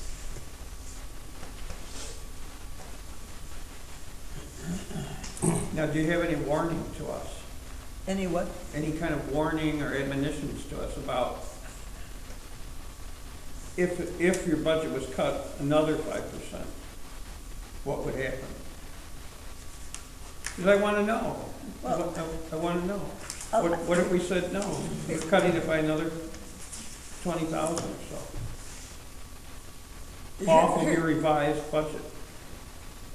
Here's what I would say. The personnel in my office most important part of my budget. It's very people, staff-oriented. The things that are done require people. Computers were required. I wouldn't be able to do things without the software and the computers and the maintenance. And when we're shut down, because even when the system goes down or something has to be done in the township, and we get, shut down for an hour or so, that hurts us, hurts our productivity. So, the end of the day, if there are other things you change, I will work with what I have to work with, but the staff is the most important, and making sure that I have good staff and enough staff, and I don't think that what I'm asking is unrealistic, but. Is there anything that's not included in here, but would actually serve to increase, in a cost justifiable basis, your productivity in the office? Then maybe we should increase it. Well, I've been asked if I need more staff. I could, sure, if I had more staff, but then I'd need more vehicles. There'd be, and even at some point, there'd be, and again, this is because I don't think you really understand how the system works in the assessment office. Even if I had 10 people out getting information in the field, that information all has to be processed and valued. It doesn't just happen. It gets touched by several different people. And at the end of the day, there's only so much that's going to happen. And some of that, if you came into my office, I could show you the files that have been done by my field staff that now has to be processed by the deputy assessors and valued. And but that's behind because we've just finished appeals and we've had to work on that. And we have, it's constant movement, but it doesn't necessarily mean it'll be, if I got more field staff, I'd need another deputy assessor. I'd need another vehicle. I'd need more computers. There'd be a significant increase. But I will say this, that the changes, I believe the improvements that I have made in the office in 5 years is significant, and that the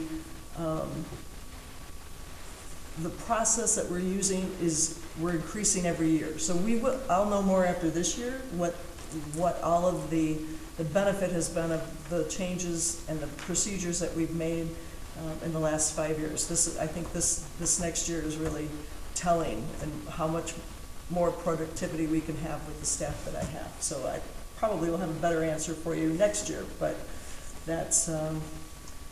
Well, is it possible that a lot of this stuff could be outsourced more efficiently? Outsourced I'm to just whom? asking. To whom? Well, you're the assessor, so is it? The answer I is. know in Utah they do a lot of it. They outsource it. The counties in Utah just outsource it all, and it's cheaper than having their own staff. So I'm wondering if that's even been looked into as far as Illinois goes. And I understand it's apples and oranges, but I say it's the same process. I don't know about another state and their process. I don't know. To outsource it, you're gonna pay somebody to do what we're doing. Right. So I don't know. But But we have to be looking at what is the cheapest way to get it done right.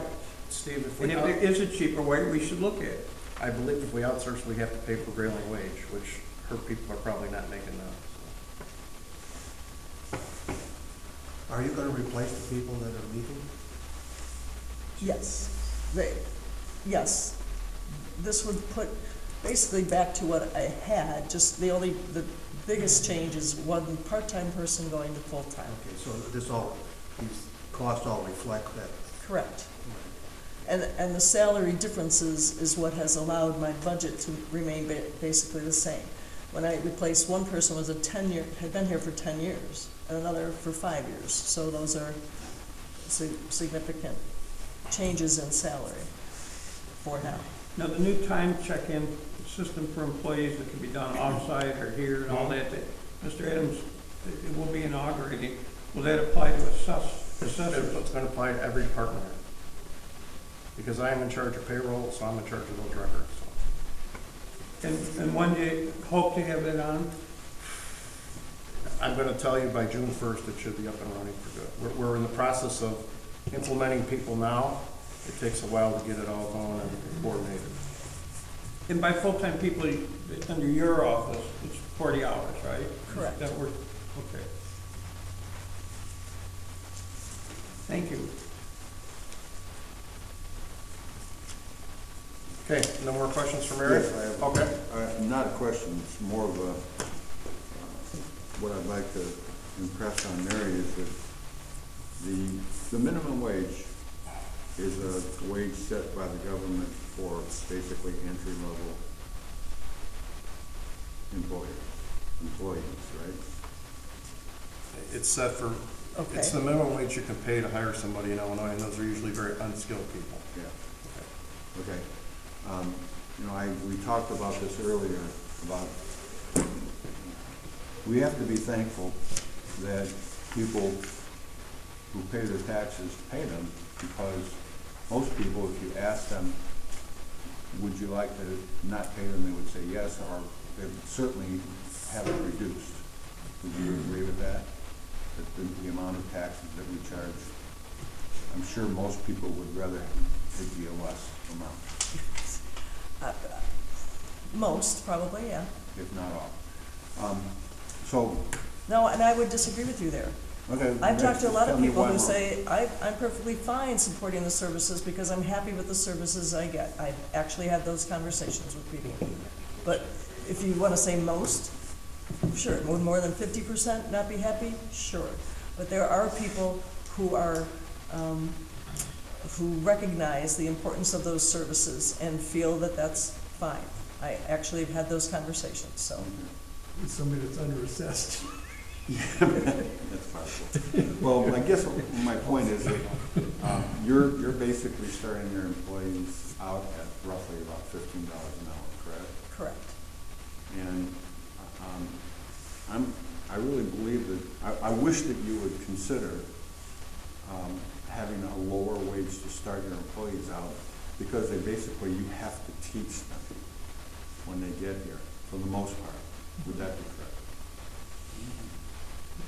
So you have to teach them how they do their job. That's what she hired. Well,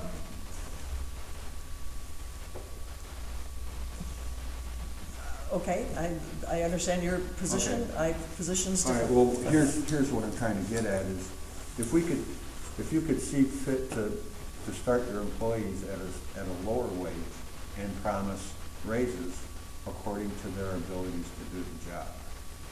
If they can't do the job, they're not gonna be here. That's the Okay, bottom well, you line. might get an employee that buffaloes you in the process of getting elected, or getting hired.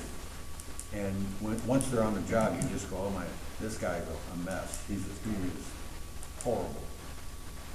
And if they are, they won't be here. I have a 3-month Okay, probationary well, I think period, I'm and yet it's, trying to get to a point where you can see my point is that if you start them a little bit less and give them the incentive to be improved, that you can go down the line 3 months or 6 months or I have 9 no months. guarantee that there would be any increases, ever. I have no guarantee on that. Well, you have charge of what you pay. No, this board has control over my budget. Well, that's what we're saying. Well, I'm just saying that you said, you can say that and say you'll get a raise every year, and that's not always true. And I've given raises in the past based on, not everyone gets the same amount of a raise because of their different,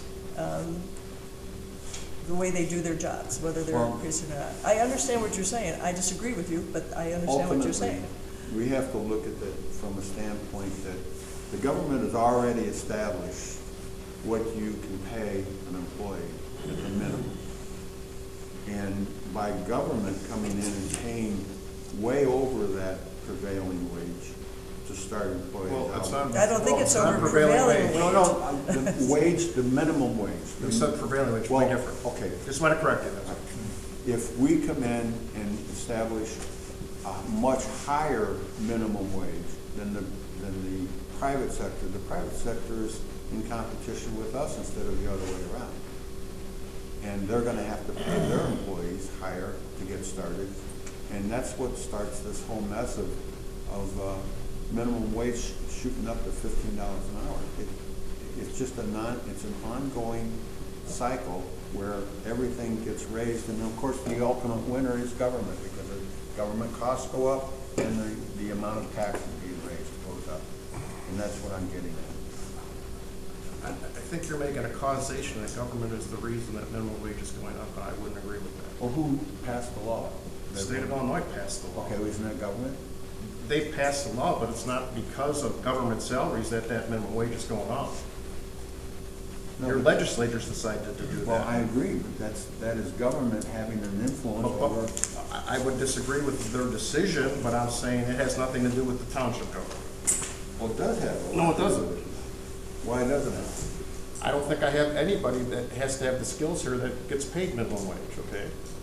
You have to have minimum wage is really only meant for a very unskilled person to start a very rudimentary job, okay? If certain industries, such as the hotel industry, decide not to pay more than that, they don't have to. And those workers are the ones that became upset and are complaining. Why our government officials decided to raise that minimum wage is up to them. I have nothing to do with that. Nor does it have any causation with what we're paying here, I don't believe. Well, at this point it doesn't, because we're paying more than what the minimum wage is. All right. Okay, if we were paying the minimum wage, we couldn't hire anybody. They would have skills to go to private industry to make more money. No one would come to work for minimum wage. I don't know if I would agree with that. Oh, totally. I think you need to look at the wages in the community currently and see what people are paying. People at McDonald's are making $12 an hour now. To start. To start. Because you know that for a fact. I know that for a fact because they can't get people. They start at $12 an hour. Aldi's So I think you need to look at the wages out there. Who is? Aldi. Yeah, Aldi's $14 now. To start. To start. Yes. Because the market has to keep up with what's being paid in the general marketplace. And that's how that happens.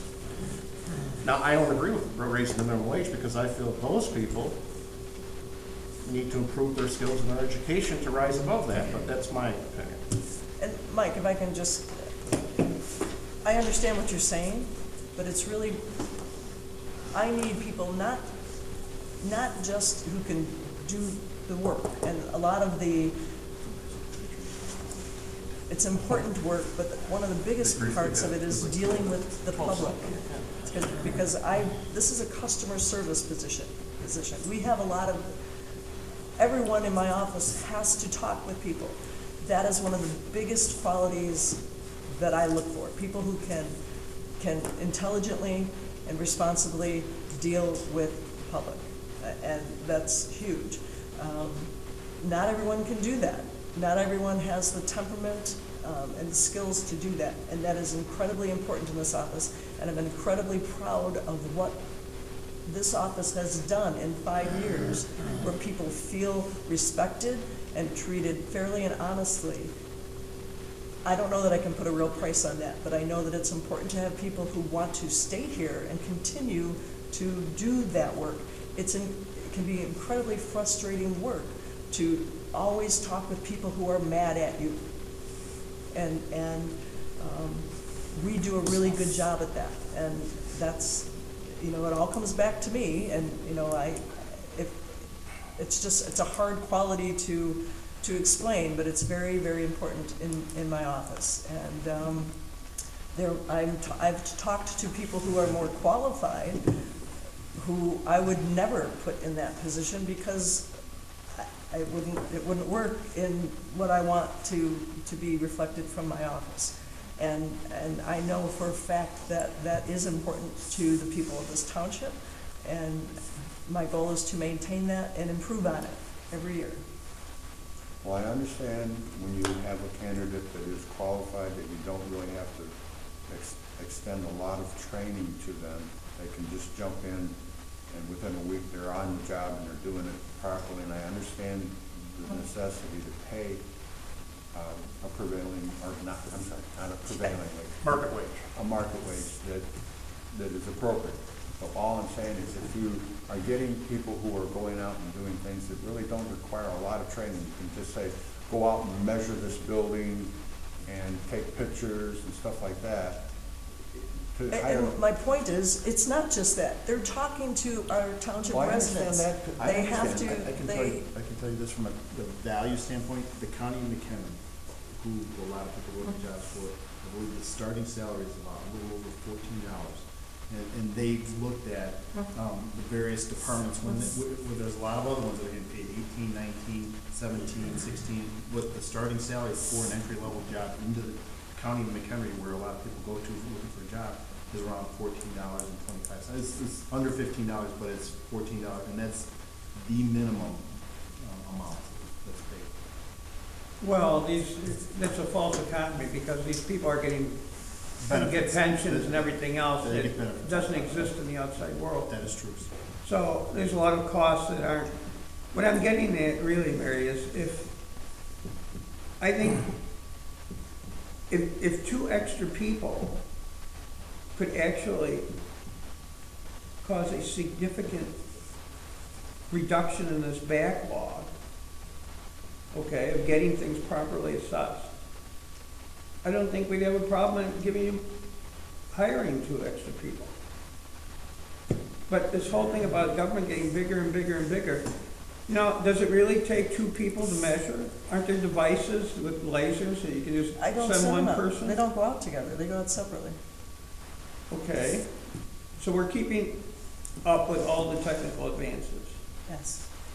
They use lasers? Well, they do use lasers, but it's not always easy to use a laser. And quite honestly, using a tape measure or wheel is sometimes the better way to do it. So we have all of those that they're, accessible to them. And each person deals a little differently. But if you actually, with a laser, you more likely need 2 people, because you gotta have something that the laser hits. But they And have, it's really difficult. they have all that equipment. We It's up do. to- We It's have- up to we their do. discretion to what they're gonna do. Yes, and, Well, if you can justify that things would be greatly improved with more people, okay, that there would be actual savings in the long run, maybe we should look at that. You could give a proposal to us. I mean, it has to be kind of a definite thing. Like, I'm fairly confident that this office will have everything under control with 2 extra people, or 3, or whatever it is. But that doesn't mean that that becomes the floor for all the future, okay? Once we've reached a remediation of all the past years that have built up, where things are done improperly, to say the least. I realize you're in a catch-up position, and it's not like we're trying to prevent you from doing your job. If there's some kind of a capital outlay that would justify the cost, we'd be all for it. Great. Or if you can bring us a proposal, if hiring an extra person or 2 extra people, even, I'm not talking about an entry person, like somebody who really knows what they're doing, okay, that can be far more productive than 3 people just coming in, okay. I think we would look at that. Great. As I've said, I'm not big on increasing the No, scope and and size. I'm Those are some not- of the words I almost use myself. If you got this big backlog, I'd be going to look at something, But- getting something to get to that. Because there is a backlog, but again, there's gives you something to think There's about. also a diminishing returns. There's only so much work that can be processed in 1 year. But that's what we're supposed to be the break on. That the sky isn't the limit on the budget, okay? If you can justify an extra person or 2 that would bring things better, okay, for everybody involved. I'm glad to see that the appeals are going down, because that must mean, That was this year. So, but that should be a reflection of how things are being done in the office, right? The people become more realistic about what they have. Well, I know there's yes. only certain things you can do, given all the constraints, okay? And we live in just a high-tax place, everybody's angry all the time at the assessor, and all she is the one that's trying to figure out how much people should be taxed. No, I'm only trying to figure out the value of their property. That's the Yeah, only she's not thing. studying what the government's I'm going to tax only, them. that's my only. She's giving a base for the government to go after. What is the To put a value of percentage your on it. property? So, I appreciate that, I mean. we're what not I'm here saying just to is say, no. I get that. Out. If there's something that you can come up with that can justify a bigger budget, we'd look at it very conscientiously. I appreciate that, but I'm saying that right now, maybe that'll happen next year. But Right then I now, would say something that you should think about for the future. I don't have any Think about problem it. if I think that I need more, but this is what I do need now. And I believe I can give you, we'll see what the difference is a year from now if there's even more of an increase. So, but again, at the end of the day, there's only, just with the way the work gets done, it doesn't necessarily mean it all evens out. There's work that's being done in the field that has to be valued, and everything else on top of it that we do. I will have a better idea after this year. I would have if I think Sounds that good to there's me. someone else that I can benefit, or that the township can benefit from having additional staff, I'll be telling you. But right now, I know that this is. Refer to the taxpayers if they can benefit out of better fairness. That's my goal, that's what Yes. and Not I the township, believe, the taxpayers. If correct. when you spend more money, if you balance out the fairness. Absolutely, and and part of that is, I would say, that's not too far from where we might be with the new construction that we're starting to see in the township. And with the subdivisions that were platted 10 years ago that kind of fell off, that have been increasing, and the city of Mchenry giving a break on permits. We're seeing more starts in new houses, things like But that. that's tremendous in the future too. But with that, I know, and that's part of the reason I want to make sure I have the staff I have now to try to be prepared for those increases. We got Thatcher Meadows that we're probably a year away from when they start, We're talking about that. but that's only a year away. Will we need more people a year from now? We'll talk Possibly. about that and I next year. think about it all the time. we'll just think about it. So I have Yeah. no problem asking or justifying what we need, but I think that what I'm asking for now reflects the need and the best we can do, and with the least amount of money at this point.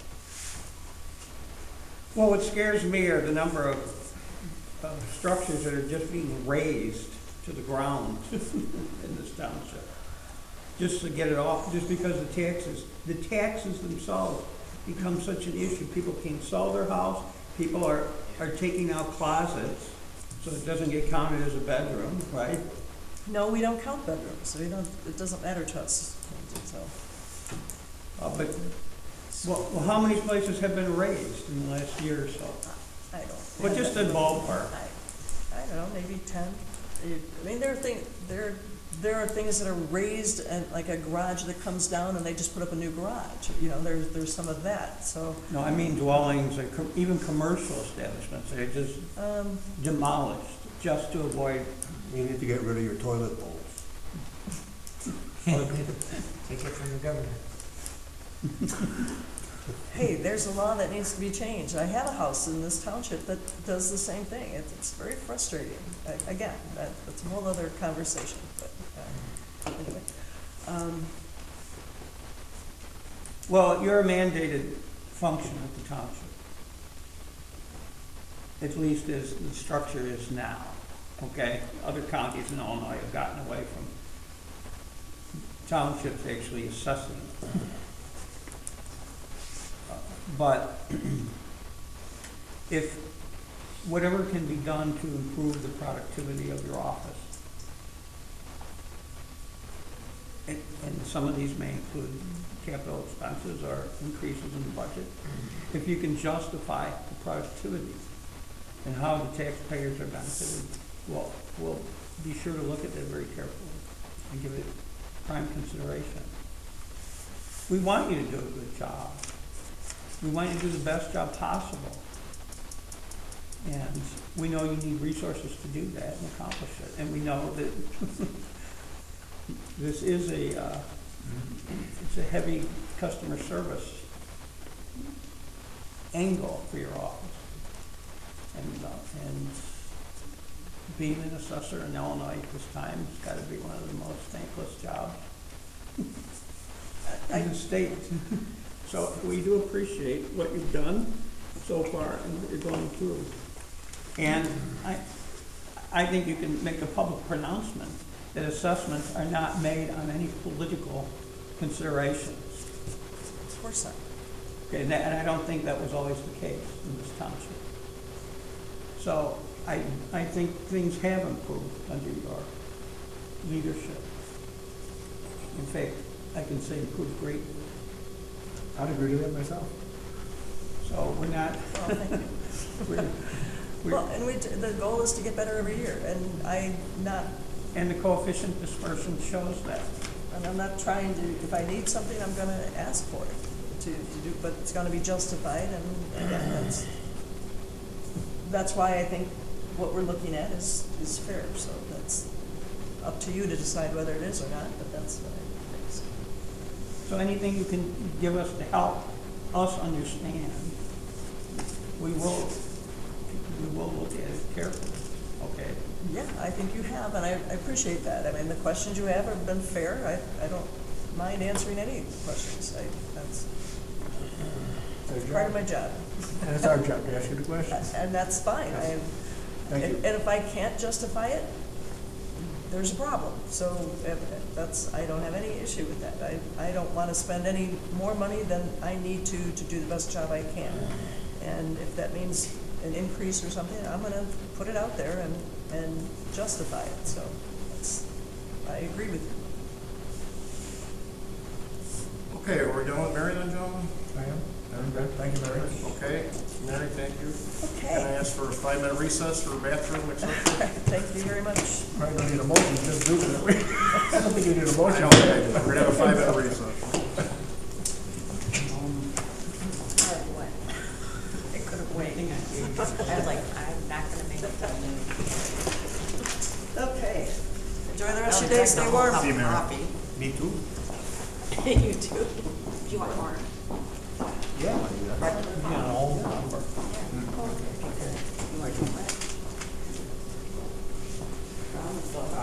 So is coffee available for Yeah. our porters? I know, a whole bunch of. You want coffee too, Jim? Would you get Mike some copies of those? Yeah. Sure, take some I don't copies. want coffee. Come on, man. Hey, Steve, would you get me one One of copy these? for him, for Yeah, some what do reason, you want? I think we probably got the meeting with, I don't What do you know. want in it? You know what, I tell you what, I think I copied those off the computer. Is how I got those. You want a copy of them? Yeah. Okay, so just give them, yeah, I think I took those off the computers, something like that.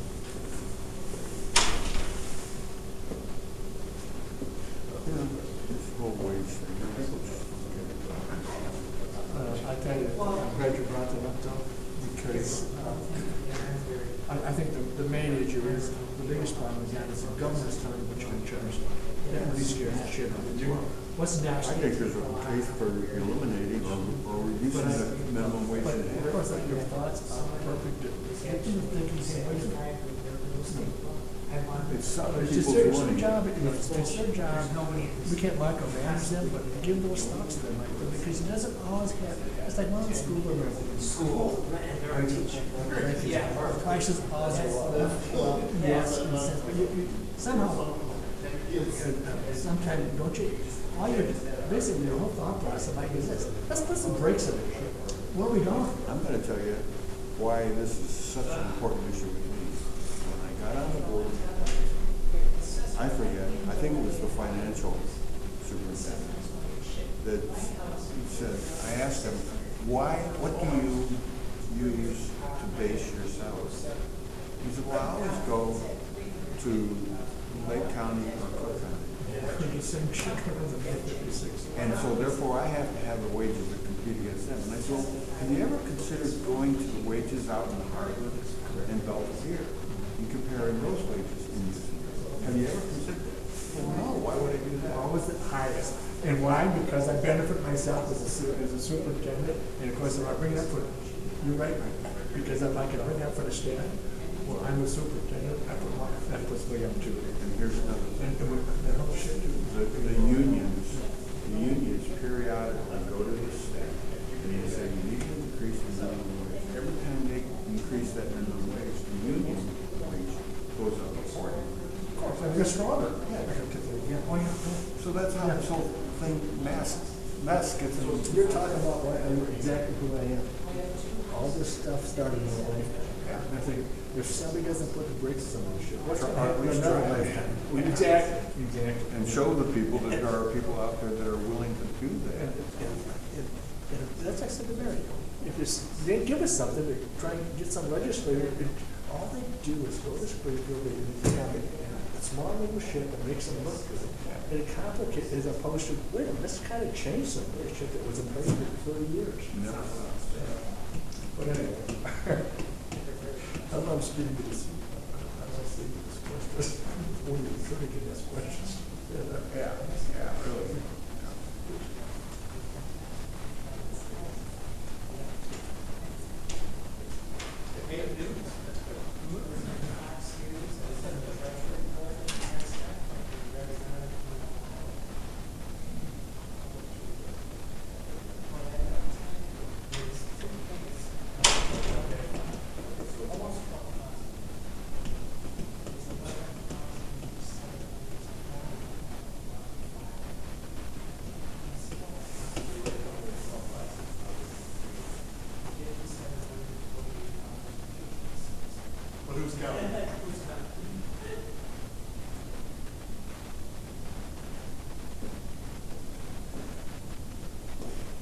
That's interesting, you know, it really, the point well made that what staff do you need to get up to speed in order to cover those additional services? Well, the problem, unfortunately, from my standpoint, is once the staff is increased and you've caught up, now you've got extra staff.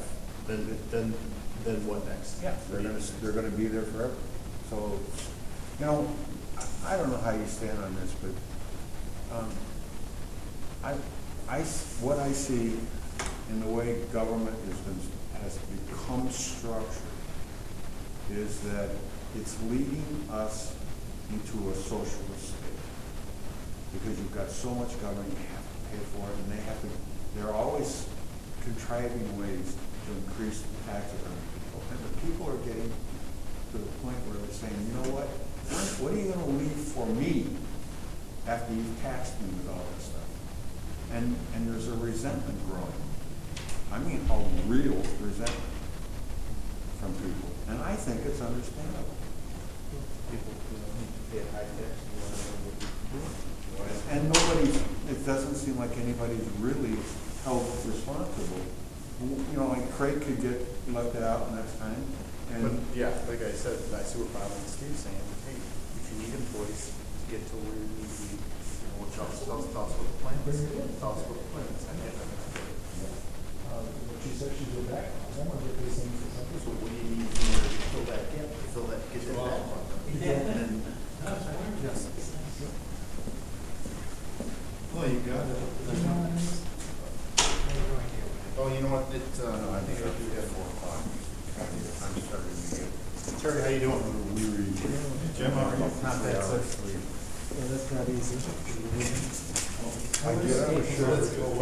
Three staplers. What, you didn't feel it this staples, morning? and nobody replaces them, and one is jammed. Besides that, everything's hunky-dory. No problem. This is the feeling. We're taking little cups of water out of the ocean and dumping it into it. Exactly. That's what I'm beginning to feel. Yeah. It just doesn't seem like we can fight against the system. Well, here, the problem with our whole tax bill. This is exactly what he's saying, and it's very little with the township. Dissolve the township completely and say there was zero cost. Out of my $12,000 tax bill, it'll only save me less than $200 a month. It's the damn schools, the administrators getting $400,000 a year. Yeah, but see, the problem in their game is they're entrenched.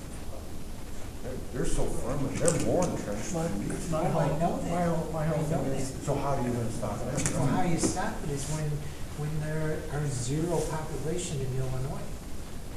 Now, I'm exaggerating, it'll never get down to zero, but. Or it may with this group running things. Well, here, it's gonna get to a point, and I've said this for years, and now it's really starting to come true, and I've been hearing other politicians say it. It's gonna come to a point where you will not be able to give your house away. Right now. Oh, we talked about this before. Right now, if somebody bought my house, what they say is assessed. There's going to be next year. Literally, people are gonna. 200,000 people, over 200,000 left the state last year, or in the last 2 years. 200,000? In the last 2 years. 700,000 in the last, since 07. It's going to get worse. And people are going to be walking away from their houses again, and look what that is. So that's what the whole thing, it's just gotten so out of hand, it's just. Right now, if I sold my house for what they say it's worth, and if the guy took out a 20-year mortgage, his taxes would be equal to what his mortgage payment would be. Who's gonna do that? You know the taxes are never gonna go down. I told you what mine did. No matter what the assessment is. Not that I hate real estate taxes or the taxes in Illinois in general, but I don't know what you want. Coffee. got your cream if you want it.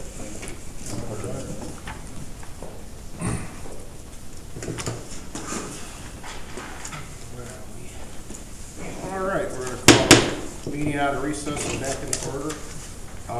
You gentlemen asked me to bring our parks people to explain various things from the Parks Department. On the very end, we have Terry Wagner, who is Operation Manager. He's over all our buildings and facilities. And we have Bill Reike, who is our foreman for our park district. So I'm looking at page 10 of that budget right now.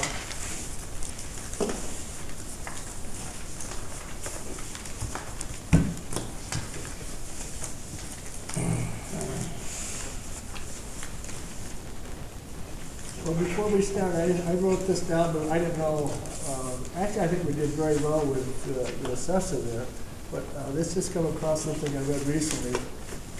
But a board, and all boards are elected, I just put these boards down. A board should be looking to cut anything from anywhere we can. And I think that's the position of this board is, and I think that when we had Mary in here, how that went though, I felt very good how that was laid out in the comments that all the board members had of bringing that up and moving forward. So, Plus, it's the township model. yeah, Always doing more for less. yes. With an exclamation mark. Yeah, correct. So anyway, so that's what I like to see what the direction we're going here. Anyway, so page 10, Greg? I'm sorry? So you want to go on page 10 here? Is that Yeah. is that- Have these gentlemen seen the budget before? Yes, they help construct the park budget because they're the ones in charge of it. They don't want to put them on the spot. They may not know all the answers, but if they don't, hopefully I do, and if we don't know something, we'll get it back to you, we'll find out. So as you know, there's 3 full-time and 1 part-time seasonal person in the parks. That was 4 and how much? I'm sorry, 3 full-time and 1 part-time, it's right on page 10 there after the. The part-time is seasonal, just in the summertime when we're extremely busy. And how much of your time as supervisor is spent on the park? Just an approximation. I'm trying to think.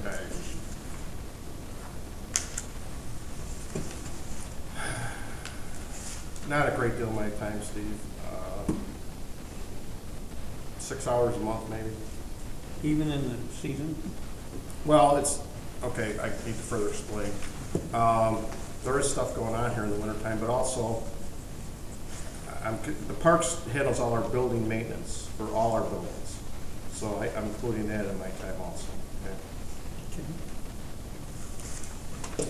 But these gentlemen do a very good job of taking care of the parks and making sure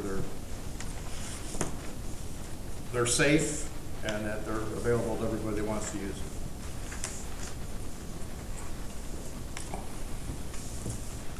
So as you can see there, there's, it's pretty cut and dried on the top there in terms of personnel. Do we have any kind of metric for use? Do I have a written metric? Well, not, but maybe Terry could explain that. Who are the people using the park, Terry? And, Who? yeah, who and from where, and that kind of stuff.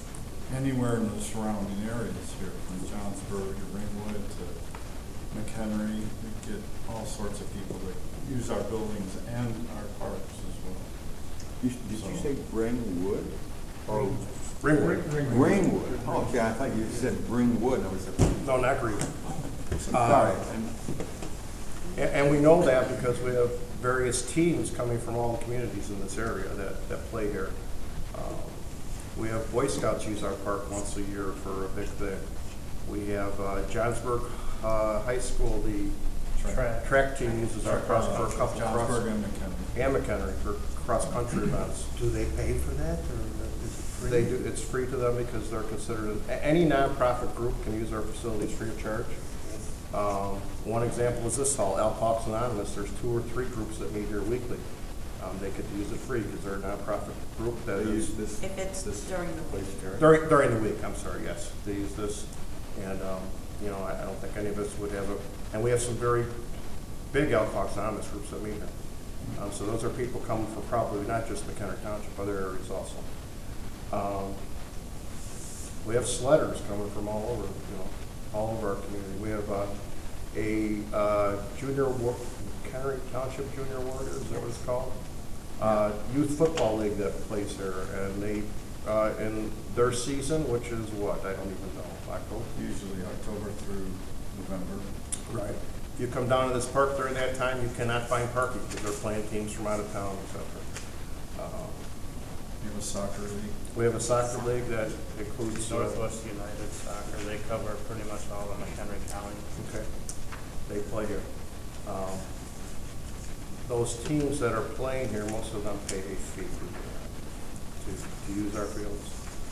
So the ones that are nonprofit, they pay. Well, like baseball leagues, they're not a nonprofit. They're just a group of people. Yeah, they pay. Their organization. Yeah, they're charged per field. Yeah, we charge per field use. So in other words, What is the charge for that? It's on the For every website. game played, it's like $15 for the soccer league, per game or per field used, per team on the field. so two and teams, we it's do 30. that- Two teams, it's $30. Yeah. Okay. Right. And we do that by field, by use, only because of rain, weather, inclement. There's no sense of charging them, but we also do that in our baseball fields as well. We And that charge- same charge? No, baseball's a little bit cheaper because we don't do any field paint, striping, or things like that, so it's low maintenance, I shouldn't say low maintenance, but it's lesser cost for that. But So what is the charge for the baseball field? for baseball, it's $4 a field use, and that would be for every practice or for any game played. Now, tournaments that we have here, we'll charge up to $150 per tournament, per day. Per tournament or Per day. ball field? Per tournament, all use of all fields. So if you're a team that's already playing on our fields, you get the first tournament free. The second one is it's charged at $150. The Crush Tidal Wave that's coming here, they're charged $150 a game because they're not normally playing here, so they're from the surrounding area, so they Not necessarily just our soccer, township. everything like that, so. So if you're out of the township, you're getting an increased fee, basically. So there's no differential for night or day? There used to be, or we don't no There's a longer. fee for the lights. There's a fee for the If you lights. use the lights at night. So that's a separate thing on top of the field. Yes. What is that? For what? The lights. Field use? Yeah. For the first 3 hours, or first 2 hours is $25 for field lights. Does that actually cover the cost? I know there's a lot of lights up there. Does that actually cover? It what doesn't costs? totally cover the cost. It doesn't? No. It doesn't. Do you know totally- what the cost is for using the lights for 2 hours? We're only asking for approximation, okay? We're not Yeah. expecting you to come in. No, You'd probably pay about 60% the field light use. We're absorbing 40% of it. Now it's hard to tell because now we've gone to LED lighting, so we'll be able to see that change. Well, we started that, what time last year? It was the year before, wasn't it? That we went to that? Yep, it was last year spring that we actually. Last So year this or the year spring, we before? should be able No, to it was see the last year. difference. It was last year, so It we was haven't had, last year spring. we haven't had a full year yet to Okay. determine what we're saving on that. So, But everything has gone down. Our utility For costs the- have gone down yes. because of our LED lighting, as the contract said they would, or as the proposal said they would. I noticed on the parks and facilities, any revenue that comes in, it's not on these, it must be broken down into the town No, fund. it's on the revenue sheet because it's part of the. So it's part of the town fund. Right, so it wouldn't be on here. Correct. Correct. Terry, do And you we deal did make with those all of these changes. people personally, or is it Craig that The you? coaches? No, I'm talking about, say, Johnsburg baseball comes and says, we want to use the fields. Who's the person? Terry is the point person for all the teams. Yeah, I do all the field scheduling for them because you have so many teams coming in here, you can't have, everybody playing on the same field, so we kind of sort it out, which I just finished. So there's probably over 200 to 300 games, practices that we're scheduling in a given It season. must be a nightmare trying to figure it out. We got a copy of the schedule here from April to June if you want to look at it. It was a nightmare, but And you've got, all the fields have different, they're built for different age groups, correct? they're built for different base paths, usually 60, 70, and 80. And then we also have league fields that are for 90 feet, which are fields 1 and 4, that you only can play hardball on. So, yes, they're scheduled for girls and for boys, One thing that I like to say, as I said before, as regards to this budget process, is that all these figures that are on here, everything that's about is part, nothing cheers a mandated service. And that brings me to a question. Now, what would happen, and Jim is here, if the board did not approve a budget for what's going on? What would happen? You would not have funds in order to maintain any contractual obligations you would have relative to the properties. We have to maintain those You in would the have to contract. maintain those. You would probably have some liability issues with starting, maintaining some mowing. I'm not sure that you could let them just all grow. So to me, first of all, I don't think we should have this. It's not a mandated service. I'm not saying that we should just cut it all there, but if there's board support for this, and I don't know how this goes along with this budget process, but I would certainly think that we want to phase it out, not just cut it all off at once. I don't know if we have enough in fund balances to keep it going a year, whatever it is, but for my end of it, I have a real problem of why it has involved in my time in this township to see all this stuff that's all out here. I've been following it year after year, that it's not mandated services. And I do know that I've got these ball fields, I've already got that sledding field there. I said at the last board meeting, you can build whatever you want, eventually somebody comes to it. And I was talking to Michael before after our break. I've been in this township since 1947. I look at my lifetime. If somebody doesn't come to put on the brakes of what we're doing, the service that we're offering, what we're doing, what is it going to like in this area in another lifetime?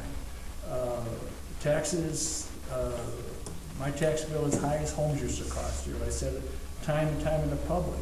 And these things are all nice, everything's nice, and people would scream about it.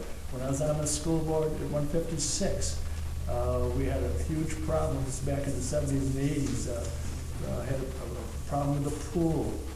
And I brought up, I think we should not have a pool anymore. Pools are expensive. How many students use it? All the expenses of that, the insurance for it. And what happened? I got a lot of calls from people that use the pool. And they had to tear a wall down, the equipment. Eventually the pool is there, it's still there. But it's very difficult. We always have these small little groups of people who want something. Once they get it, they're gonna fight tooth and nail for it.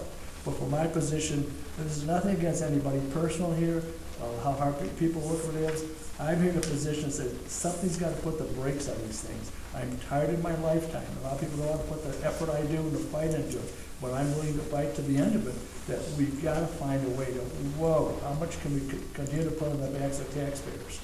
And so I just want you guys to know that from my end of it, I'm a picky guy. You probably know about that. I'm looking at the fact is, why are we even funding the park system here? First of all, the parks are here at this point in time, Bob, and we have to maintain them and keep them going. We do have certain agreements with people for next year that we have to follow through on. The following year, I suppose you could say, we don't want you to do a contract with any teams, et cetera. Okay. But, I mean, for this next coming year, it's pretty well already done. I mean, And I feel, and maybe it's true, it might take 3 years, or 4 years to finish it up. I understand. I'm not looking for something to come down, I but understand what you're saying, I'm just saying. But my position is, as you know, it's a serious one, is that I look at these numbers, I look at this stuff year after year. I know how people fight for different things. But again, if somebody doesn't start and say, wait a minute, you know, how much further can we go? How much can we create on the people there? I don't think there's anybody sitting in this room doesn't realize people are fleeing the state, the problems we've got. I know townships is a small part of the whole thing, everybody brings it up, but you gotta start someplace. Thank you. I understand. Okay, thank you. Terry, have you ever put together what it would cost the people who are using the facilities to make it revenue neutral, where we are not subsidizing, say, the Johnsburg baseball or Mchenry baseball that are using the fields? How much would you have to charge for the use of those fields to make it revenue neutral? So the taxpayer in this township that is fighting to keep his house can say, well, at least I'm not having to pay the cost of this, because the township is getting revenue to do that. And I think at the minimum, at the very minimum, we should be revenue neutral on anything that we give to the community. Another way of saying that is a user fee that approximates what the thing You usually have to costs. double. You would have to double the fees Yeah, to be neutral based on the 60/40. but it's not neutral right now. No, that's No, he's saying. No, I Right think now, what but he's Debbie saying, said, you'd have to project. He would have okay. to double the fees, because it's at The 60/40. things of what Bob was saying, when I was 8 years ago when I first started here, there was hardly any fees being charged to these teams at all. So eventually we are getting to a point where we do pay and absorb a lot of our costs for materials like field paint, chalk, turfus, stuff like that. We're starting to absorb it, but you can only go so far before you start to, these teams, they're not even gonna come here anymore if you don't have. Well, not necessarily, Terry, because how many people have the facilities that you have here? There's not a lot of facilities out there for a lot of these teams. Right. And Well, we're that's getting the less point. and less fields out there. You're providing a good facility, and what we're asking is, can you charge? Yeah, we could look at that. And here's the reason why I asked this. I was involved with Winter Lake Boys Baseball for 21 years. And we actually rented the property from the Church of Christ the King for $1 a year. That's what they charged us. But we had to maintain the fields. We had to absorb the cost of maintaining the fields. We chalked the fields. We cut down trees or whatever was needed to do. We did. And we passed that cost off to the people who were getting and sending their kids to the association. So the $4 a field is a ridiculously low figure, I think. for the facilities that you're offering, and you don't even have to chalk the fields, they're chalking them, right? Or do you chalk them? They use the chalk. We Okay, purchase so, the chalk.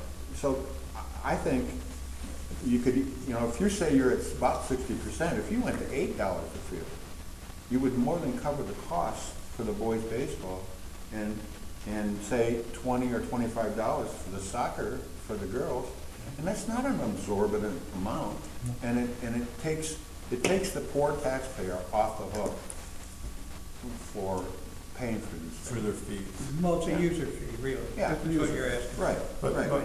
some of that stuff, a lot of people, their kids that pay the taxes already, so now I'm gonna charge them that money back, or charge them more money to play on the fields, their kids, because they're already paying taxes. Well, for these. but they're using it. The person, the retired person that's struggling to keep up with his taxes, that doesn't use it, is saying, why are you providing all these services and making me pay for it? Yeah. Well, to answer your question, certainly I can do that, and if you want, I can put together, maybe a range of what we can do to get level with these fields. We did that with soccer. I think that's an excellent suggestion. I agree with you. Well, I defer to Mr. Adams so far as his longevity on the board, prior boards. So let's just go back to the beginning on this. There are 3 or are there 4 parks that the township maintains in some way? 4. Okay.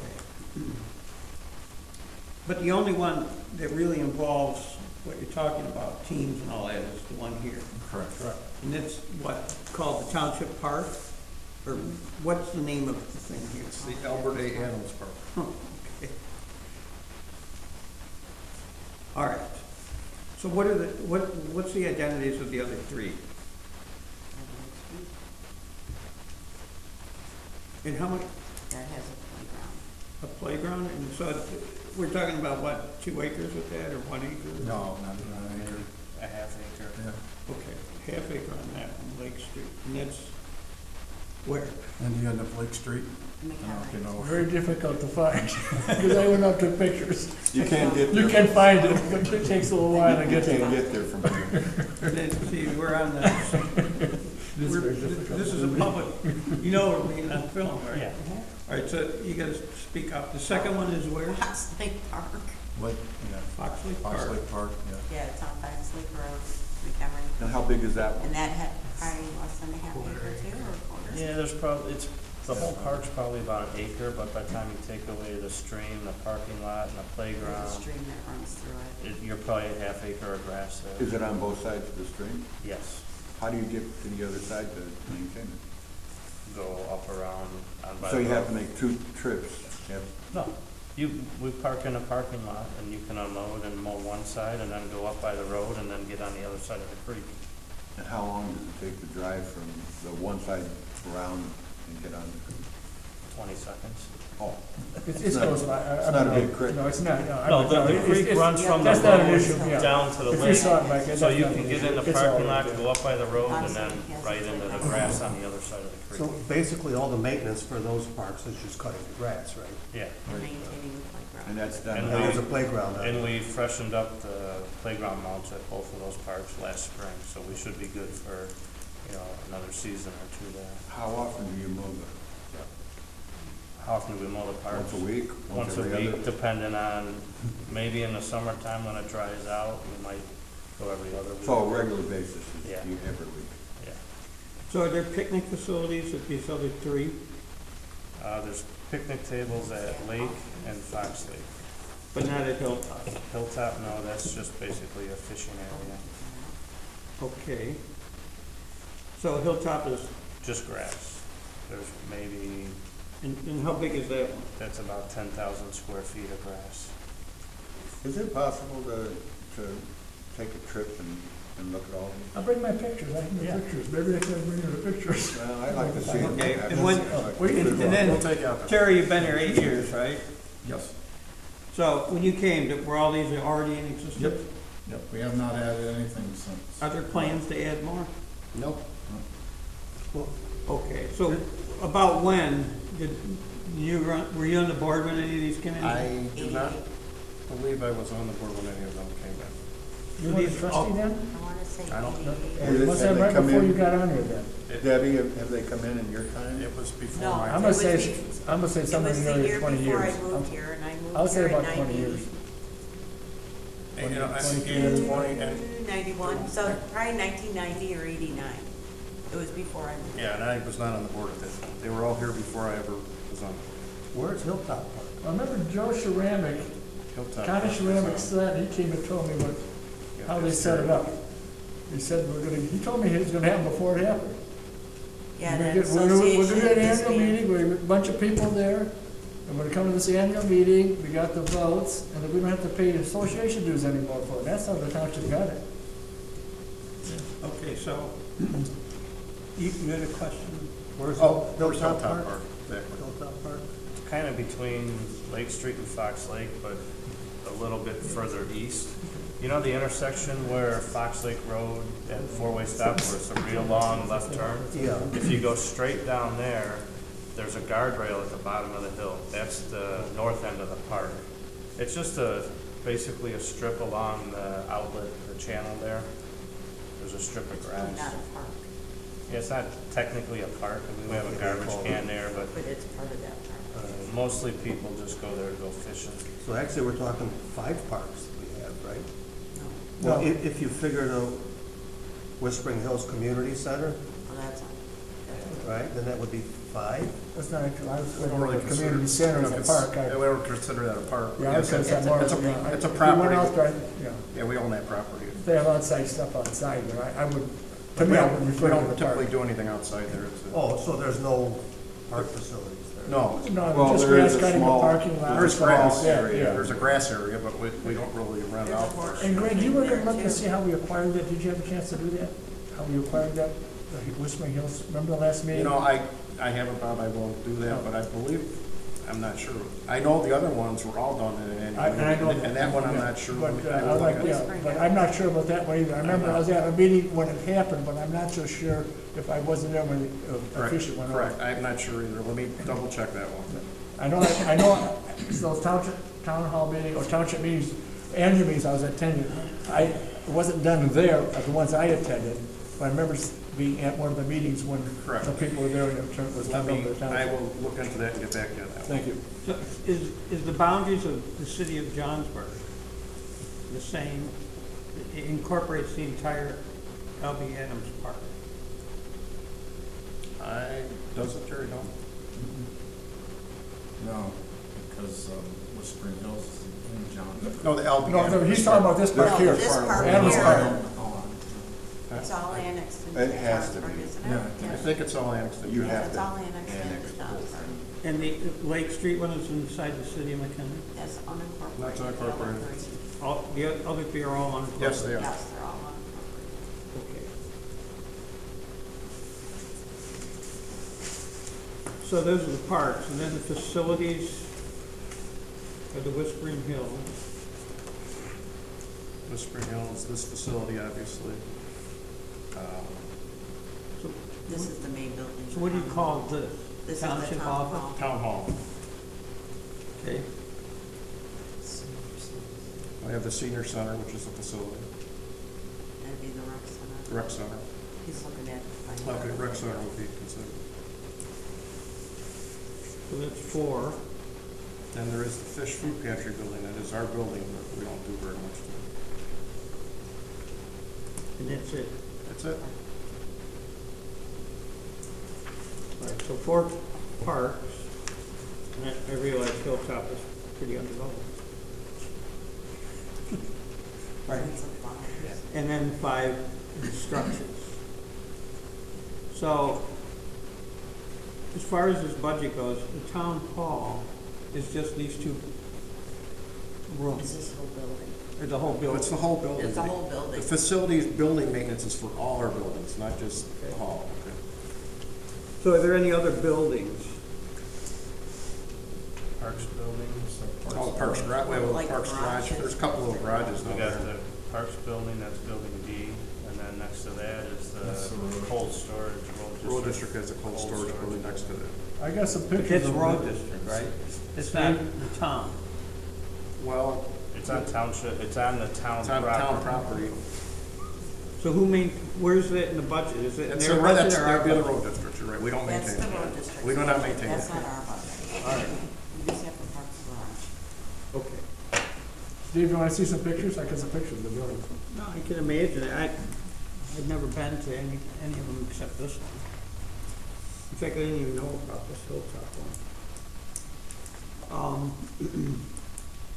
So these all came in over 20 years ago. Correct.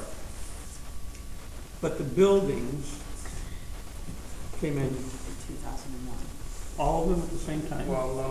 Which This building was here, Steve, they remodeled it and They expanded. expanded this building, it was here, there was a town hall here before this building got expanded. Okay. And I don't know exactly what year that was. 2001. Debbie says 2001, I believe. So I Whispering think the Hills, dedication when was did that in come from? 2008. Again, That would be over 20-some 20 years ago. Oh, and the same goes, well, the fish building, that's new, right? That Done. was About about, 8 years ago. no more than that, I think. These are all done without a referendum per se. Correct. Not per se, they weren't, there's no referendum. And that includes also the park. There's never any referendum. It was just this town meeting that It's a did. town meeting, and that's the way the statute reads. I'm not sure of the food pantry, I could get you an exact date. I'm just trying to figure out how this thing has grown over time, which means, Most of it was done private. Most of it was done 20 years ago. yeah, which means property's coming off the tax rolls, A. Property has to be maintained, you gotta have people, gotta have equipment, you gotta have capital outlays. So it just becomes an expansive thing. We've never actually divested anything in the last 20, 30 years, right? We've never actually gotten rid of any. Not to my knowledge. Okay. Well, I think the food pantry's been, well, recent, I've said, That's what I I don't know, said. I don't It's know. like that 8 to wasn't that 10 long years ago. ago. Huh? Debbie 8 says to that's 10 8 to 10 Yeah, years that ago. was not 20 years. Wasn't ago. that long Yeah. ago. Yeah. Terry, does that fall under you, the food pantry? Just the building, but we The don't do the any, building. we don't do any The building. maintenance there. They take care of They everything take care of the themselves. cleaning, they, you know, do all. And do you figure their utility bills into your budget? Yeah. Oh, yes, and that's what we talked about, Mike, between Yes. them and the senior services, I believe the utilities are covered, when you add both of them together. Do you understand what I'm saying? No, because I Okay. thought we were, Fish definitely does not, we looked at the utilities, they're not paying their full utility costs, I agree with that. But senior services pays more than their full utility cost. So when you add the two revenues well, together. we can't do that, because, Yeah, we can. well, no. We're doing it. Well, we shouldn't be doing it, because what we're doing is that the fish is not paying Well, for its cost. here's If they did, that would be revenue to the township, which we could reduce the taxes. That's my. Hold on a second. I'm saying I've covered all the utilities, and the reason I'm doing it that way is senior services is paying what I consider a fair market rent for what they're using. They're a nonprofit corporation that can bill the state of Illinois for lots of dollars, okay? So they have access to pay us more. Fish has no sources of revenue. It's all donations. And we want them here, they serve our clients. It reduces our costs for food, et cetera. I can see your point to a certain extent, Okay. but I still. The problem believe- becomes if I, and you can direct me to do this, if I charge Fish the full amount of what that might be, they may choose to move, and then I'm sitting here with a building. So, But here's the thing that Okay. you gotta figure in, is that how are they gonna move and actually pay rent on the facility and then pay the utilities on top of that, which they would have to do if they rented out of the private sector. But since this is. Well, that's not necessarily true. There have been places in the private sector that have offered them free space over the years. Well, maybe that's what they need to take. Okay.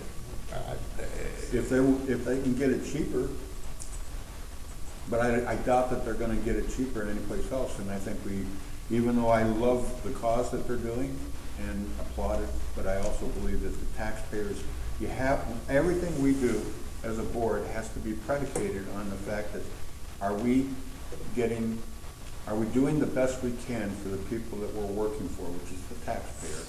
can we get the most amount of money from groups like this, organizations like this, to pay for the cost of what they're doing? I understand what you're saying, and I'm telling you, I have it covered by the other lease agreement. I disagree. They're a nonprofit that serves the poor and they have no income, so that's where I'm coming from, but the cost is still covered. That's my point, so. If they leave, we're stuck with an empty building. Correct. Well, they're not gonna leave, Stan, because You don't know that. where else are they gonna get the view that they've got here? Don't know. That's my Well, point. they had it at the library. They had it at the library for years. Until the library had to Until the expand. library expanded, they were paid nothing at the library with Henry for years. Yeah, this is all strictly. It's all donations. volunteers. There's no paid salaries there It's all whatsoever. volunteer. They have no way to bill for anything. That's why senior services is more like a business, so therefore I can charge them. I hear what you're saying, but I'm just saying you gotta look at the good of the good of the community that it's helping. So what is the positive amount of money that senior services pays over and above their? I don't have that in front of me, but Debbie might be able to. All right, so we get 8,200 from senior services, and we get 6,000 from food pantry. And how much are the utilities for senior services?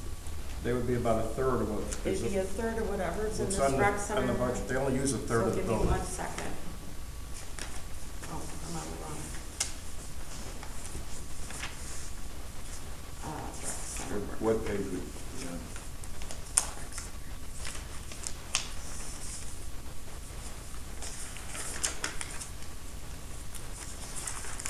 It's 4,000 for the rec center, and then the food pantry is about 3,500. So if you add those two together, Yeah, 7,500. 7,500, and our rent is what the, like 13, what is it? I said 82. 14.2? And our rent's 14.2, so we've almost doubled the utility cost. Right. So you have a positive flow. We have a positive flow there, that's what you're asking for, and I figured that in over the years. oh, I can come your direction on this, as long as our costs are being covered, the facilities, it's there. Right, we're covering our costs and bringing in more to help offset the taxpayer. I understand what you're saying, and I agree with you.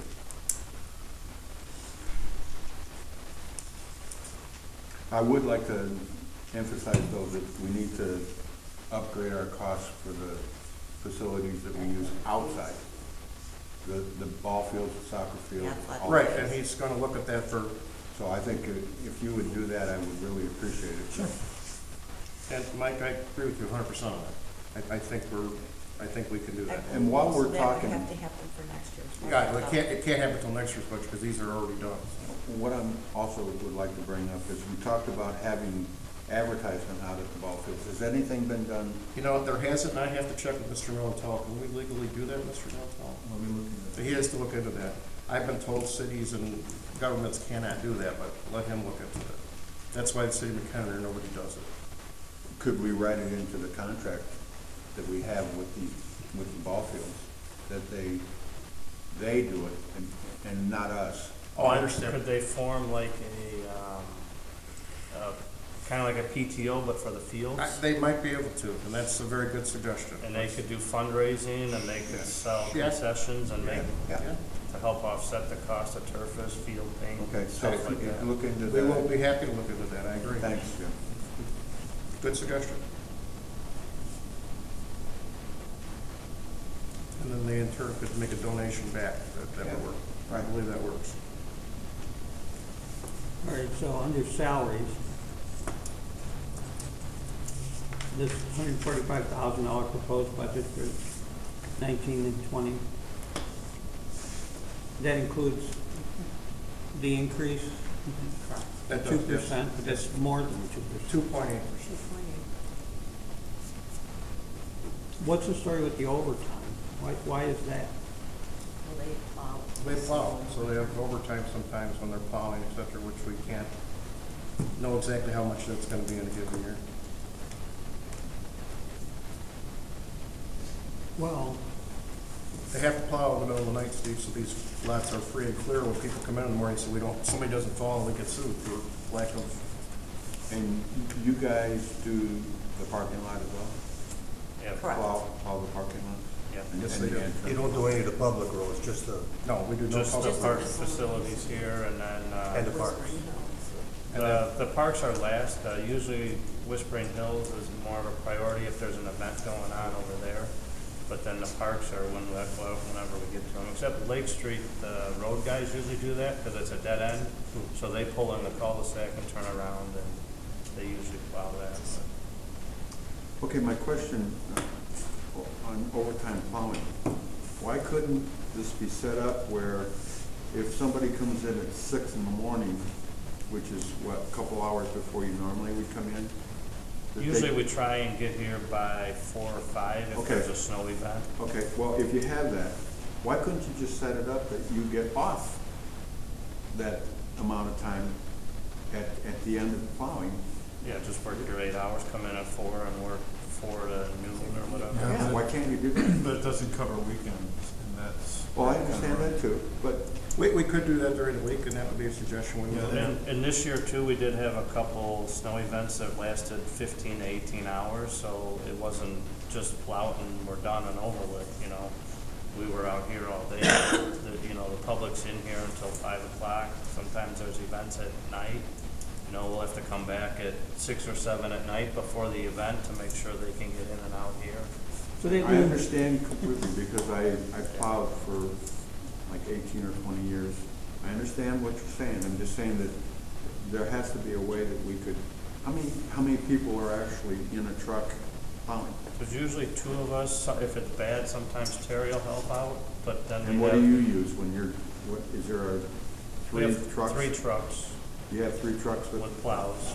And then we usually have one guy doing the sidewalks. He keeps doing the rounds, doing the sidewalks. Well, I wish you would consider that suggestion as comp time off. If somebody has to come in that early and do work, you give them time off at the end of his day instead of adding overtime. Very good suggestion, we'll look at that. Is any of this equipment maintenance shared with the township road district? No. What's the question? Maybe I didn't understand it. Well, it seems like we're overlapping quite a bit. We got 3 plows for the township. Wouldn't it make more sense just to have an intergovernmental agreement with the road district to do it with their plow? We asked them, they currently send out all 14 trucks, because I have also plowed with one of their big trucks, and they don't have any spare trucks when they're all out in the road. Yeah, Jim had said that at the last board meeting, if you remember.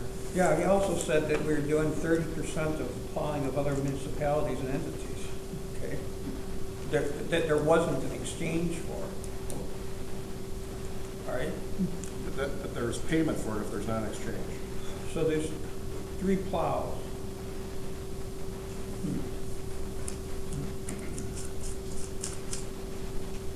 Where does the gasoline come from? It says IGA fuel, what is it? Same as we talked about before, Steve, comes from the road district. We do that with the senior express also. All right, so what are the intergovernmental agreements, if any, that the Parks and Facilities Division has? It's the only one. That's it?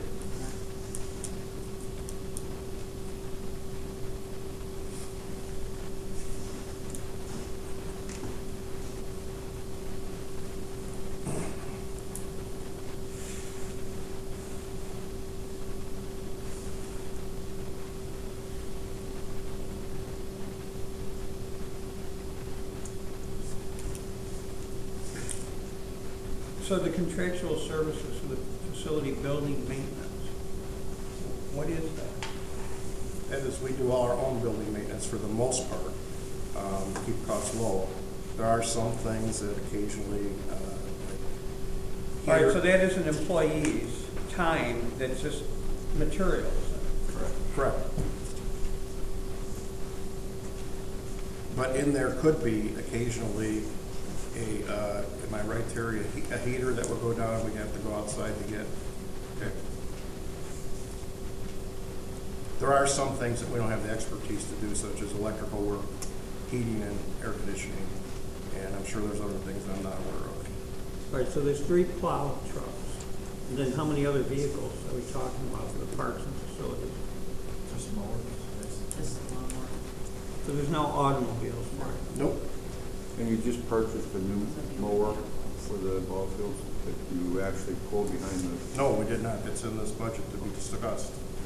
we will be buying it, that's what it said. Correct, if you agree. If we agree.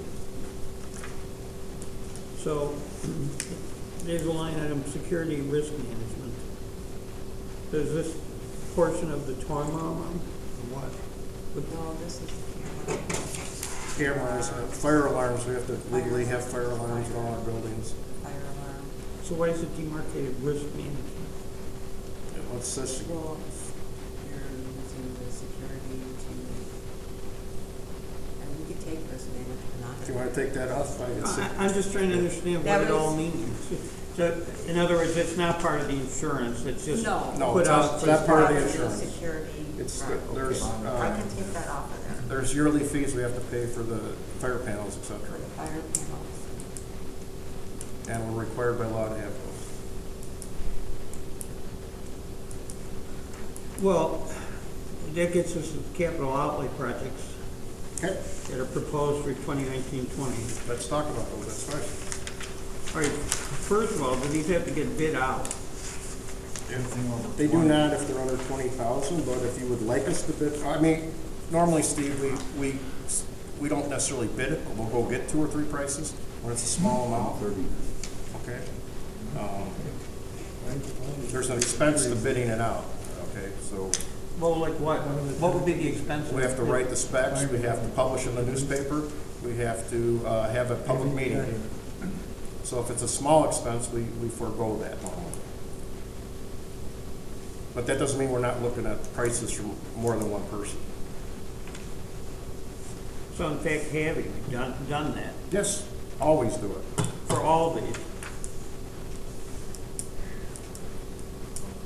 I'm not sure if we've done it for all these. At this point in time, these were budget numbers, and we haven't purchased anything. We would go back and see if we could get any of the stuff cheaper than what the budget number is.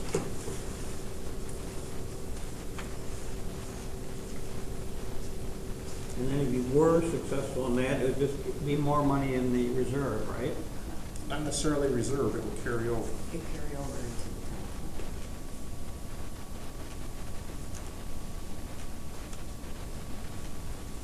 But we are pretty sure on the, where is that lawnmower? Let's see. Page 11? Yeah, we're pretty sure on that tractor 3-point mowing deck, we've looked already at, and that would have to be bid out because it's over 20,000. We've already looked at various vendors for that and gotten prices, but we would legally have to bid that out, we would. Now, which line item was that? That's on page 12, that 3-point tractor mower. Page 11. Page 11? Or is it page 12? Page 12. Mine's 11. No, we might have different number Yeah, pages. okay, yeah. Here, Mike. Should be page 12. I got page 12 in mine. There it is. Yeah. So that one would definitely have to be bid out, okay? And it would be. So that's just an estimate then? That's an estimate from a vendor, and we looked at a couple different vendors. Who are you getting prices from? JW Turf, John Deere.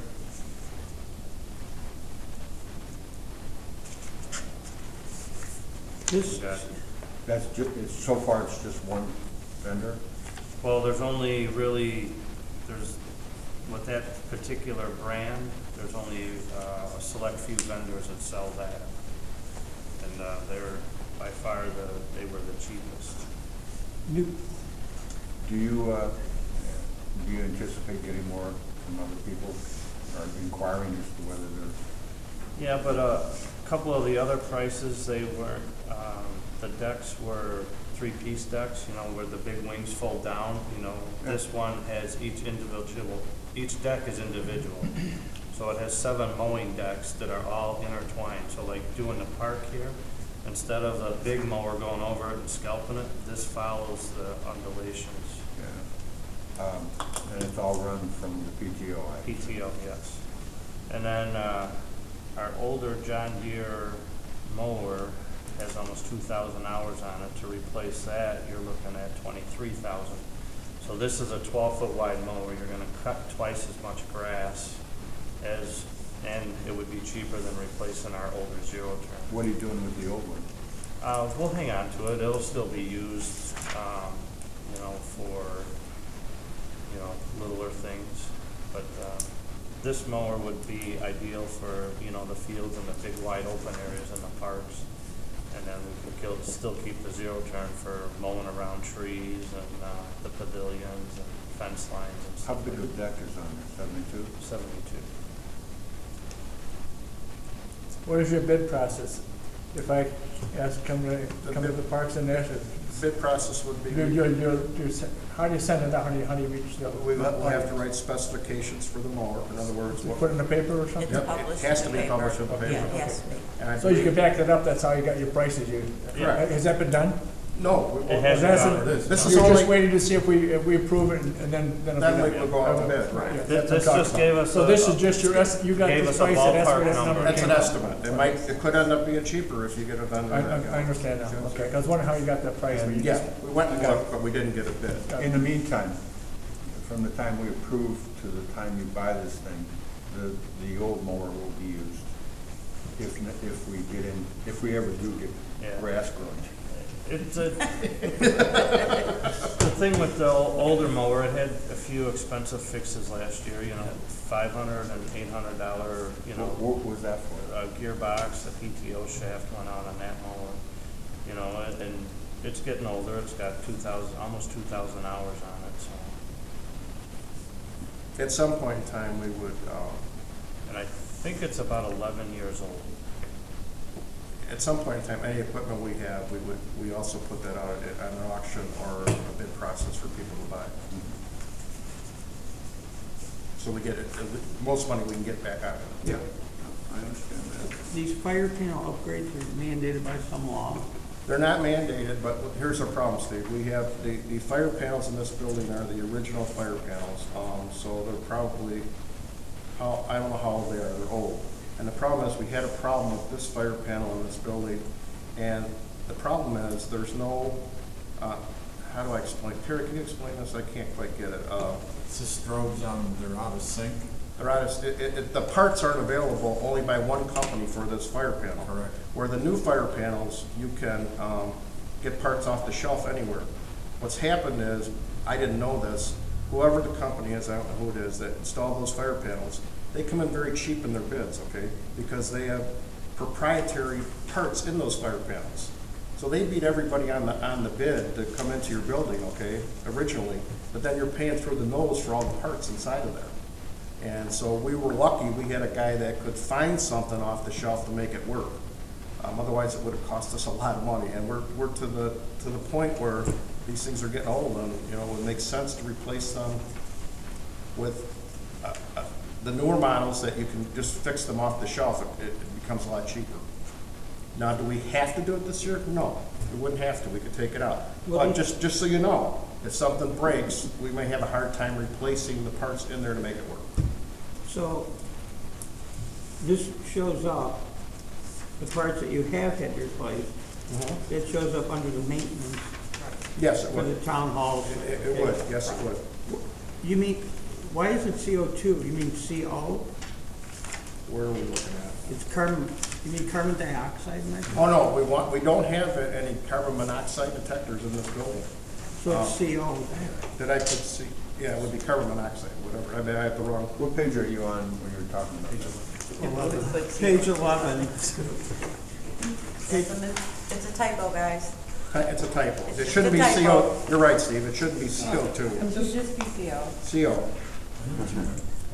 We have none in this building, and So what's the story with the Whispering Hill, in terms of, their fire panel? There is no, they don't have one, and I don't believe by law we have to have one. no, just the fire. We have a fire Smoke smoke alarm detector there and a CO CO2. CO protector. CO It is protector. CO protector there. Actually, the fire department came out and put them in for us. As they did when we did the mooring shelter. Yeah, we didn't have a CO detector. That's what brought this conversation to light. We didn't have a CO detector at Whispering Hills. The fire department, So they came over Came out and put one out for installed free it, and for then us. they added two fire detectors. smoke detectors or whatever. Besides, we only had one in there, and they added 2 more for us. So, What about the Parks Garage? It seems to be the place where you actually have a CO problem. well, I don't know, I suppose you could have one there, but normally when they're running mowers and stuff, the garage doors It's are got a open. ventilation And it's system. got an exhaust fan also in the garage. Well,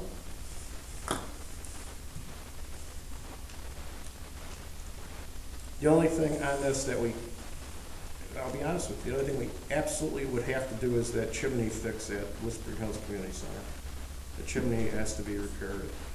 well, I hope you'd be honest on the whole thing. Well, I'm telling you, do we have to do all these things? No. These are things to get us up to, if you defer maintenance too long, it comes and bites you in the butt too, so it's something to look at. Right, and you're the steward of trying to keep the cost down as best you can Right. by maintaining things. Right, correct. No one's gonna fault you for that. Okay.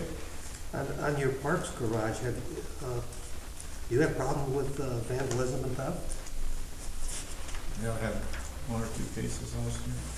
Yeah. Somebody stealing a battery out of one of Our trailer that we park outside, they pulled the wires off for the plug that goes, your light plug, and then they stole the battery for the breakaway. And these are parked outside. Yeah. But isn't that covered by this wondrous surveillance system that we have? We don't have surveillance That's what they're in their area, that's what we're talking about. So there's no fence there now, and you want to put a Right, fence there's there. no fence in Well, why couldn't it just be parked in a garage? There's no room. We could build another building, but we don't want to do that. I was waiting for that. I'm just trying to get a handle on it. it. Now, that was funny. A garage, how much fencing are we talking about? The west end of the building, parking lot area. So is this gonna be like, 10 feet tall barbed wire fencing? No, or it what? would be like a 6 Trump- or 8 Trump foot fence. wood fence. Is that a realistic amount, 18,000 for that? Terry, you I deal with mean, I don't fences, know, that's what I'm asking. It does seem like a lot of money for a fence. Well, that would How include a many gate feet? too on that side. How many feet of fence is it? I don't have that. And why wood? Is that the cheapest way to go, wood? Suppose Is it all done by Cycle fence? in-house, or is that contracted out as well? No, that would be contracted out. How come you couldn't do that? We probably could, but we're busy in the summertime. We got a whole bunch of projects. Well, how about towards the end of the year, when things the grass is slowing down, you don't have to, you could actually spend time and do that, and I think you've got the knowledge, right, to do it? Why couldn't? We could look at it. Why couldn't you do that in-house? We could look at that. why is it suggested wood as opposed to, Well, we would use steel post, and then I it don't would know. be a wood fencing, like a cedar, but how about like just the cyclone type fence? Why would that be the sufficient? chain link fence. Yeah, chain link, yeah. People could see in it. We're trying to, so they don't see it, is our purpose. Yeah, out of sight, out of mind. Yeah. Yeah. What, aren't these township facilities closed when, non-business hours? No, the parks are No, the open. parks are open till midnight. Till midnight.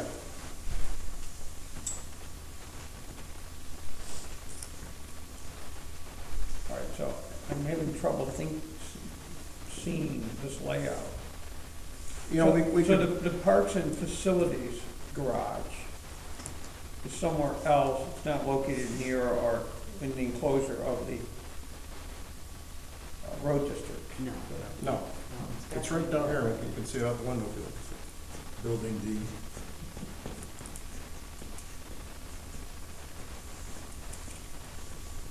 Well, it seems high, the fencing, for the amount of fencing it is. Well, we don't Did know you how. say how many feet that was? We need to, Giving you an idea. we need to come back with a plan for you guys on that, so we can know exactly how many feet. So this is just off the top of your head estimate, basically. That's what budgets are sometimes, they're just estimates. Okay. All right. We'll- So besides that theft, it's been the only thing. I'm sorry, say that again? I mean, this isn't like a monthly event, something's wrecked. It says theft and vandalism, to eliminate theft and vandalism. And to store material. And we would We're store, gonna store materials too. Like what materials? like, black dirt, gravel, upcoming projects, we're gonna be doing bricks over at Whispering Hills. So we'll order them and store them in the fenced-in area. And we can't do that with the road district? They're They tight on have, they have space no over there. space, go, feel free to look through their garage, they don't have an ounce of space. You got 14 trucks this year. Plus other. Plus other equipment. Plus other. So what's the problem with the double steel door at the rec center? The entrance? It says replace it, so Yeah. what is it? Does it just reach the end of its life? It's It big? has, and it's Yeah. warped, and we're letting heat, cold air in. And so more energy Yeah. we're wasting because of it. That's the original doors, I The believe. original doors. The bottoms are rusted on the frames, so when the sun hits it, it kind of expands and they don't close right. And all these chairs, those are estimates or what? Is that really about how much they are? It's really about how much they are.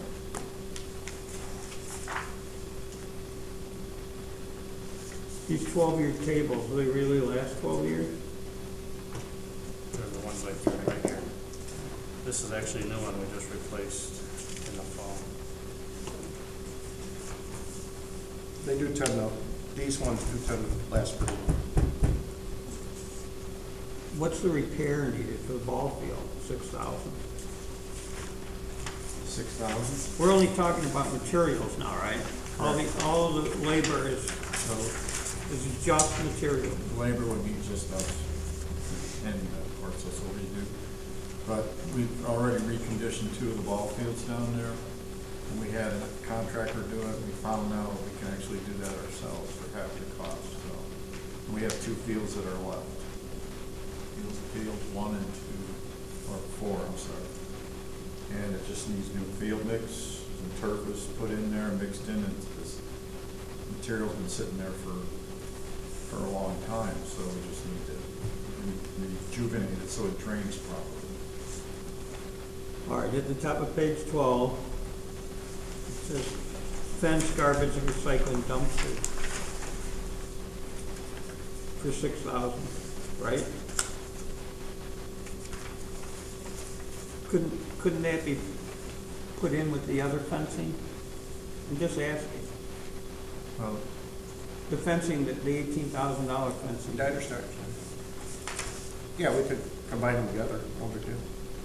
So does that mean we can eliminate, there's enough space, so we could just eliminate that $6,000 and then Oh, no, I think, that garbage dumpster would then be housed within the other fenced-in area? well, then we have to leave the gate open for the garbage bin that comes through here. And people use it for dumping, baseball people, they use it to put stuff in their our dumpsters and that, for materials and all that. Can't we just lock it? Lock the dumpster? You put a sign under surveillance, no illegal dumping, something like that? yes, we could do that. How big of a problem is that anyway?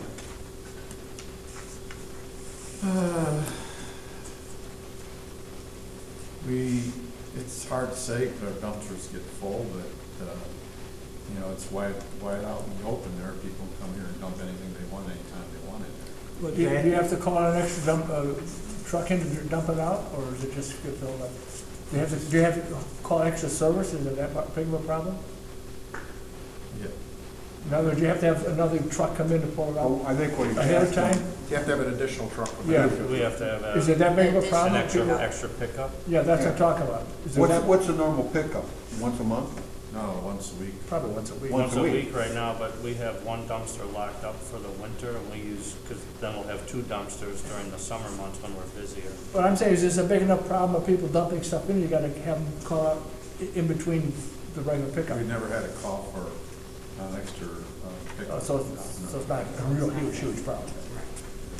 So would you say that most of the time, the dumpster is probably filled to the top when they pick up, or is it maybe I would say- 60%? Most of the time, When we it's. have both dumpsters open. Yeah, when we have both dumpsters, it's full, and sometimes we go out there with the tractor and squish it down and put more in there. People are nasty. Yeah, so They shouldn't be it doing is that. normal for once They come once here a to use the week. facility, they put their garbage That's a out lot, there. that's a come lot on. of material for 1 week. Yeah. Wow. There's a lot of people using these parks, you know, and they should. Well, it's also The all garbage that buildings. we put into those from. And all the buildings. Well, at least about- And all our buildings too, that's right. It could be worse, they could throw it on the ground, right? You're right, you're So right. that's They a- do that that's a too. good thing. I'm sure they do That's- that too, don't they? Does the road Good district result use for you, these yeah. dumpsters too? They have They have their own dumpster. They have their own. This tractor under equipment? Is that the tractor and the mowing deck? No, that's just a mowing. That's just a deck. mowing deck, we have a tractor. And what kind of tractor, what horsepower is it that you're going to be using for, that's 21,000 for just the deck? Yeah, it's a 12-foot wide mowing deck. Well, and it's a lot of money for just a deck. I thought that came with the tractor. No. No, the tractor itself is, 23? 33,000 for the Oh my tractor. gosh. The tractor's 33? Yeah. But you have We're that not already. buying, we're not We buying. already No, have a but I'm tractor. just talking about, They're I'm just talking about Yeah, what- now. what I thought kind that of was the whole tractor? thing too. kind of John tractor. Deere. You need a minimum 40 horsepower. We have a 47 horsepower tractor that we would pull. And that, what kind of tractor is that? A John Deere. So the question is, we don't need a tractor, and yes, it is quite, you know, it shocks me too, but look at the price of cars over the years. I mean, Well, couldn't we get a used mowing deck? Do they have such things? We could look, and they did have some demo units that they were selling at the end of last year for about 18,000 range, so it'd save a few thousand anyway. I think that should be considered. Oh, yeah, definitely. Definitely, and Yeah. and looked into perhaps even more, maybe use the internet to see if you can find even lower, because, boy, that's a lot of money. But if you look at the cost of a new zero turn at almost 22,000 for a 72-inch zero turn. That's what they're charged now? Yeah, it was, And that's the tractor and the. well, that would be a 72-inch zero turn. That was almost 22,000 with a diesel engine. Yeah, everything's gone significantly up. On this athletic field garage, field utility garage, who built it? Who said repair for the construction? Steve, we've been through this a million times, this board has, you weren't here. It was built before any of our times, I believe, and it was not built correctly. It's, the flooring doesn't have the right joisting in it, et cetera. So it's to replace it? or No, what? we're gonna repair No, we would it. just We're gonna Steve, repair I it. can tell you personally, Yeah, he looked at it. I've looked at it, Okay, I'm just trying and to it get, does need, I wasn't in it. it does, well, they're talking about replacing the floor. That's a good I question believe. for him, he didn't know that. That's a good question. No, it's a good question, you didn't know, he didn't know. Yeah. You're talking It's about covered. replacing some of the floor as well, right? Yeah, they use regular 2x4s underneath of it. Yeah. And not green treated, so over the years they've decayed and there's not much left. So if you tear out the flooring, you have access to the whole base of it. Yes. And you can do the repairs and then floor it, Yes. correct? And that's what you're planning on doing? Yes.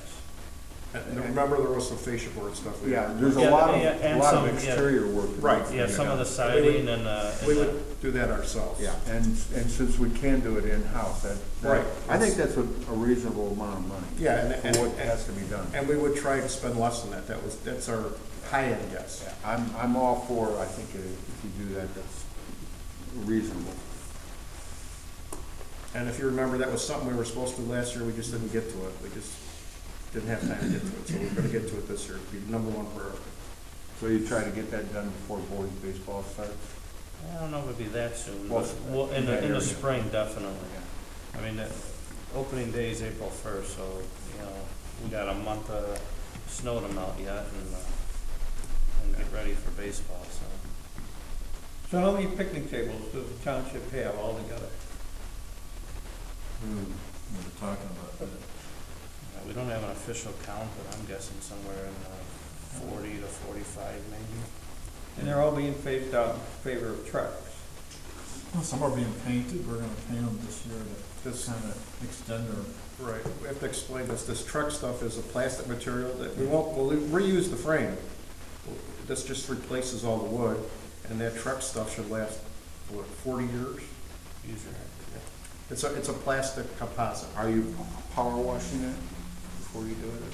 No, this is just, we take the old wood off and then replace it with the Why can't you composite. just power wash it and stain it? Well, that's what we're gonna do with some of the older ones. The real bad ones that need new wood, we've been replacing them with the composite wood. And what do you do with the old ones that are now no longer used? Just throw We them don't in the have any dumpster? old ones that are. No, we reuse the frame and just throw the wood away if it's bad, and replace it with this new. We don't have any that are no good. Yeah, I mean, that we wouldn't reuse. So. A new picnic table costs up close to $1,000 for steel ones these days, so we can get that done for half the cost of 5. So in ball field maintenance supplies, at the very top line item on page 11. Last year the budget was 16,000. You're not planning on spending any more than this last month, right? Well, we still gotta do the fertilizer order. The majority of their budget is spent in the last month for the ball field maintenance, because they get ready for spring. So March is the big month. Correct. So that 8,440, most of that is spent. Okay. We are looking at different ways of purchasing fertilizer this year. Instead of the 50-pound bags, we're looking at getting 1,000-pound sacks, so we don't have the packaging cost of the smaller bags. And buying a bulk, you should be able to get a better deal on the fertilizer. Yeah, that's good. Are there rewards given out by the, not just the parks and facilities, but by any of the any of the departments of the township, assessor, road district, for employee comes up with some idea that saves a lot of money? They should get like some kind of, and it's adopted. You know what, we don't have a program like that, but I'd be happy to look into something like that. Because I'm sure you guys can figure out a lot of ways to save money better than we can. And I know, Terry, that's your job anyway. Okay. I don't have all the ideas, so Right. there's a lot out there. So Sure. I definitely think that kind of a program should be at least talked about. I'm all for that. That's a very good idea. And maybe, It's a nice. maybe open it up for the entire public, put it on the website too. It's a nice incentive. Suggestions, yeah. I think that's wonderful. If you guys can save money some way, I think you should be. No, I mean, if it's legit. No, it's gotta be legit, yeah. Not just for the suggestion, it has to work out. Yeah, and they have to be a demonstrable savings. Yeah. Right. Yeah, okay. I'd be happy to look into setting some type of program like that up. I think that would be beneficial to everyone. Now, this bulletproof glass, We said at the last meeting we didn't change it yet. We're gonna have the Johnsburg Police Department come in here, or this county, and do an evaluation of what we need to remain safe in that office. So that was a number we just put in there, Steve, and I don't know if it's realistic at this point in time until we do an evaluation. And maybe the Johnsburg Police Department will say, you don't need that, you need this. well, it isn't merely the front desk, we're talking about the door too, Well, the right? door could be shot into, yes, you're correct. But I want a professional agency to evaluate it and give us their suggestions. Well, we're in the jurisdiction of Johnsburg, so they should do it. I think they would do it for us. Does the Johnsburg Fire Department pay a visit here and look at things too? There is no Johnsburg Fire Department. There's Mchenry Township Fire Department District. Yes, they do. So when's the last time that's been done? Yearly they go with Yeah, them. they Okay. come on in And do they go to all the buildings? Yes, they do, and they do that throughout the township, not just here. Throughout businesses, Yeah, they check the emergency lights and everything. and they check everything. So have they made any recommendations? Or is there anything regarding these annual inspections that we're missing the boat on, have to have? No, I don't- That's in this budget somewhere. No, I don't believe that they have made any recommendations. We're in compliance at this point, with, as far as their requirements are. Awesome. You've been good. Yeah, we've come back good. All right, so the town, when people rent this hall, for instance, that would be a revenue to the parks and facilities angle, or it just goes into the straight township? That goes into the revenue page in the front there. Page 3. The town hall revenue is separate. The rec center is separate, parks is separate, the Spring Hills is separate. But the town dollars and the parks are the same pot of money, basically, so.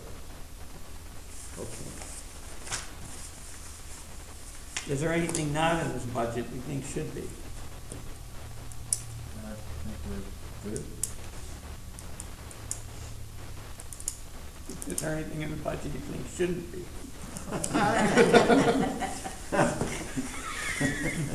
Speak up now. It's a fair question.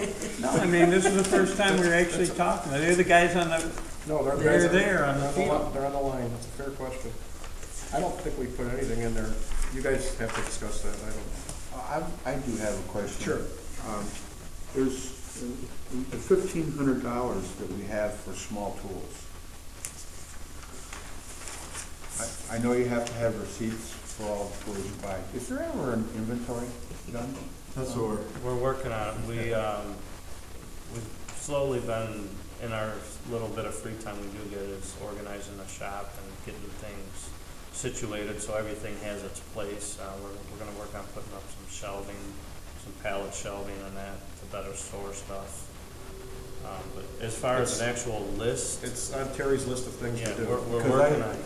I know it's probably a small thing, and I'm not trying to accuse anybody of stealing. I understand what you're But saying. small tools, They do tend to disappear. you can miss it and go out and buy another one because you can't find it.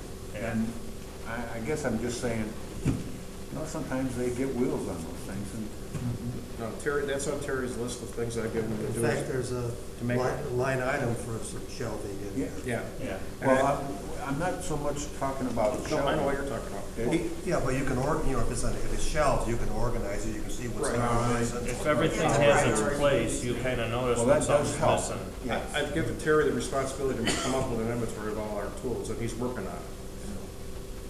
And please, I'm not accusing No, anyone. I understand what you're saying. I agree with you. I've worked at many places where the hammer disappears. How does it happen? Here, let's go. I can't close the meeting if you say that. And he wants to take that from you. When you weren't here, when you weren't here, he was playing with it. He was on playing with it. Oh, my gosh. You don't show up, he'll take it. Stand the man. Gentlemen, if, Well, just one final question. Sure. On contractual services, on page 10.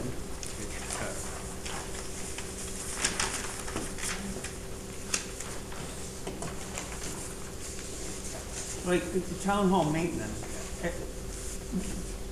what does that mean? Are we contracting for somebody to do you know, something? it's probably incorrectly put under there as contractual. It's not necessarily, Well, go ahead, Debbie. I'm speaking.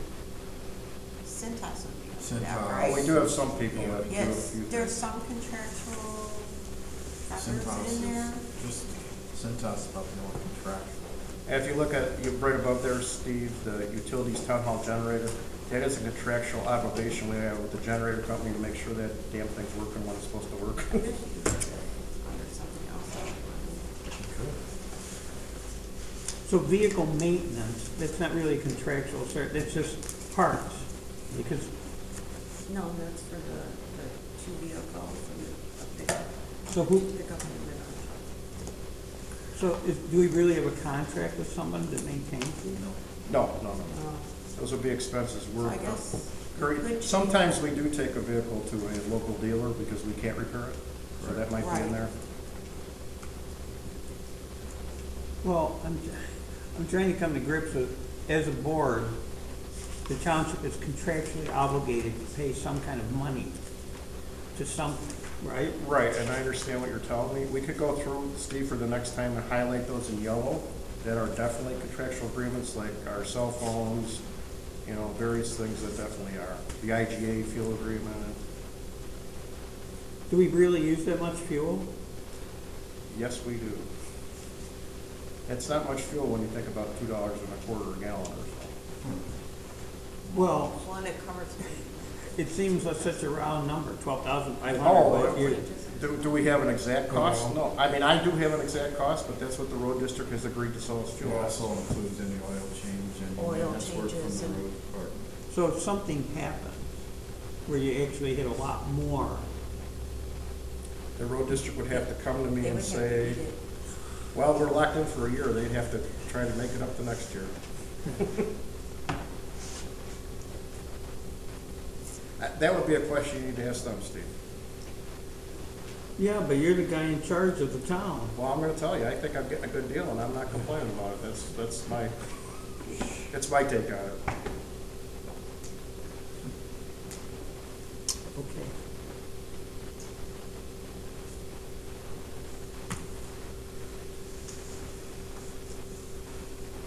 Anything else?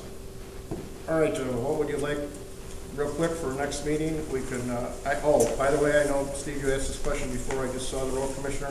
His budget will be ready tomorrow or the next day. The reason it's taking him so long is, I don't know if you're aware, the county and him have come to some type of agreement, possibly, with the transportation department on these last miles of non-dedicated roads to take in. The county has agreed upon some dollar amount to pay the township to do that. But it still has to go before the county board. He's putting it in his budget as we speak, thinking that may happen, it may or may not if the county board doesn't vote it through. So he told me that would be ready probably by tomorrow, and he will email it out to you guys. Well, that part can remain out for the time being. That's just a small, No, that's a big amount. That's a huge amount. Pretty major. It'd be millions of dollars. I'm talking about it as a line item, it's just one thing. Everything else should be done by now, right? Oh, well, he just wanted to incorporate everything, so you'll have it tomorrow or the next day. That's what I can tell you. And we won't be discussing his budget next week, or Well, will do we? you want to? He's asking us. I'm asking, what do you want to do? Do you want to discuss this budget next time? We're not, Are we done with the town completely? Well, no, we gotta deal with the bus lines. yeah. we're Yeah, not so I think we have. All right, well, we could do both, gentlemen. We could talk about the bus, and then we could bring him in after that. Would you want to do that? Or do you just want to, go ahead. Can we get the changes that they want for the town and the park now? Like their suggestions from today? Sure, okay. Because we didn't do Senior Express, the buses, right? No, we haven't done that, so we're going to go back and, They're gonna, okay. we're going to go back and do that next time. Never mind, I thought I missed something. Okay, no. I think at this point, why don't we just figure on finishing up the town? Okay.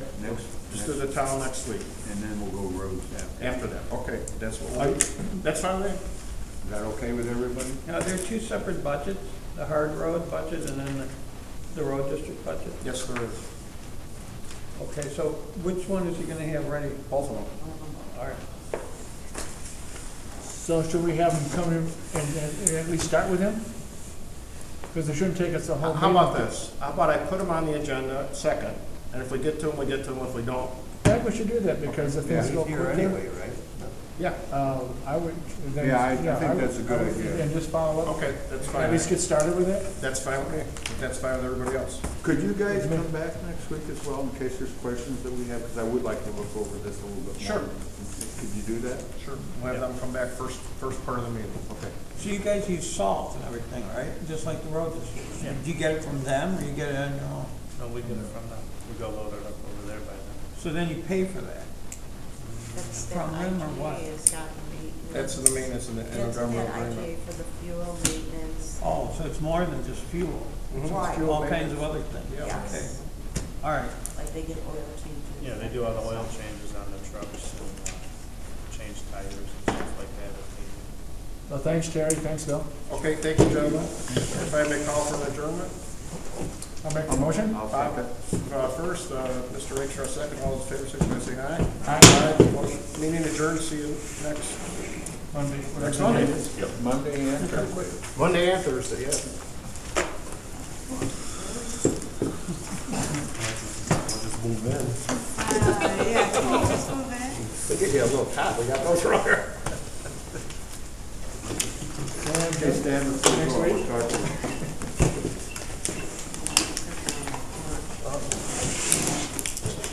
Oh.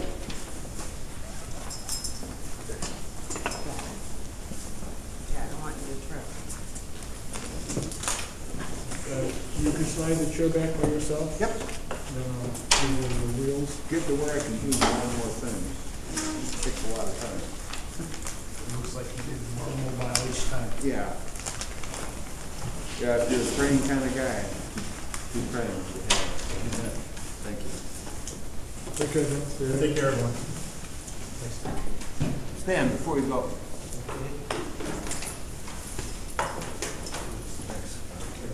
Just stay here. How much you're the chair? Yeah.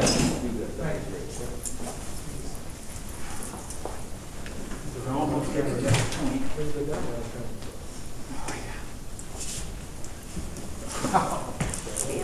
Oh, man, it's fall. What? How's your wife? Yeah, because Terry's in the new one. So he had, Wonder if she had surgery. we gotta invite him. Get her voice back. Yeah, she's improving. That's good news. People gotta be here every time. That's what I wanted to find out. Yeah, slowly she's improving. Right. You get that elevator. Anything else? It's in there, but it's, I gotta force her to take it, she doesn't like it. Do you get the, So with orange juice. well, did you get the big one with no? Yeah, but, it's from Walmart. Yeah, but you can get the flavored one too. It's delicious. Just put it in the. All right, gentlemen, have a good So you night. don't Take anything, care, coffee, brother. milk. Yeah, okay. It doesn't hurt, it doesn't change. I know people don't, some people don't like it. You should go, you should have stood up at break time. You know, it's not like castor oil. Right. Grab it if you have to. There we go, I got it. Does it make you dizzy? No, but the problem, the biggest problem is my right knee literally will just give up. Just gives out. Your balance is gone. Mine. Well, then your ankles gotta go down too. Yeah, yeah, they can't go down. No more No. going down. Thanks, bud. Yep, welcome. Yeah, this is, yeah, that must be it. This is my stuff here. See you, Dan. Bye. Thank you. All right.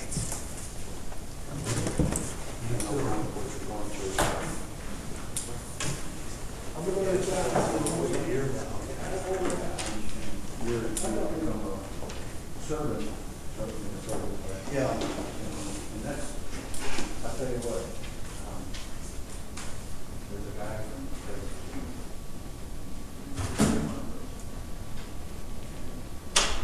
Christian, he wanted to put a face to, find Tom Marcus in my face. Every single time.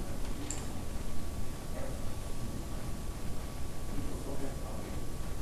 That's nice to have something like that. I mean, what if it wasn't for him, this whole thing would have messed me up so bad. And it would have tested my faith. But to see this guy, just, he gives, he buys stuff for me Because he knows I'm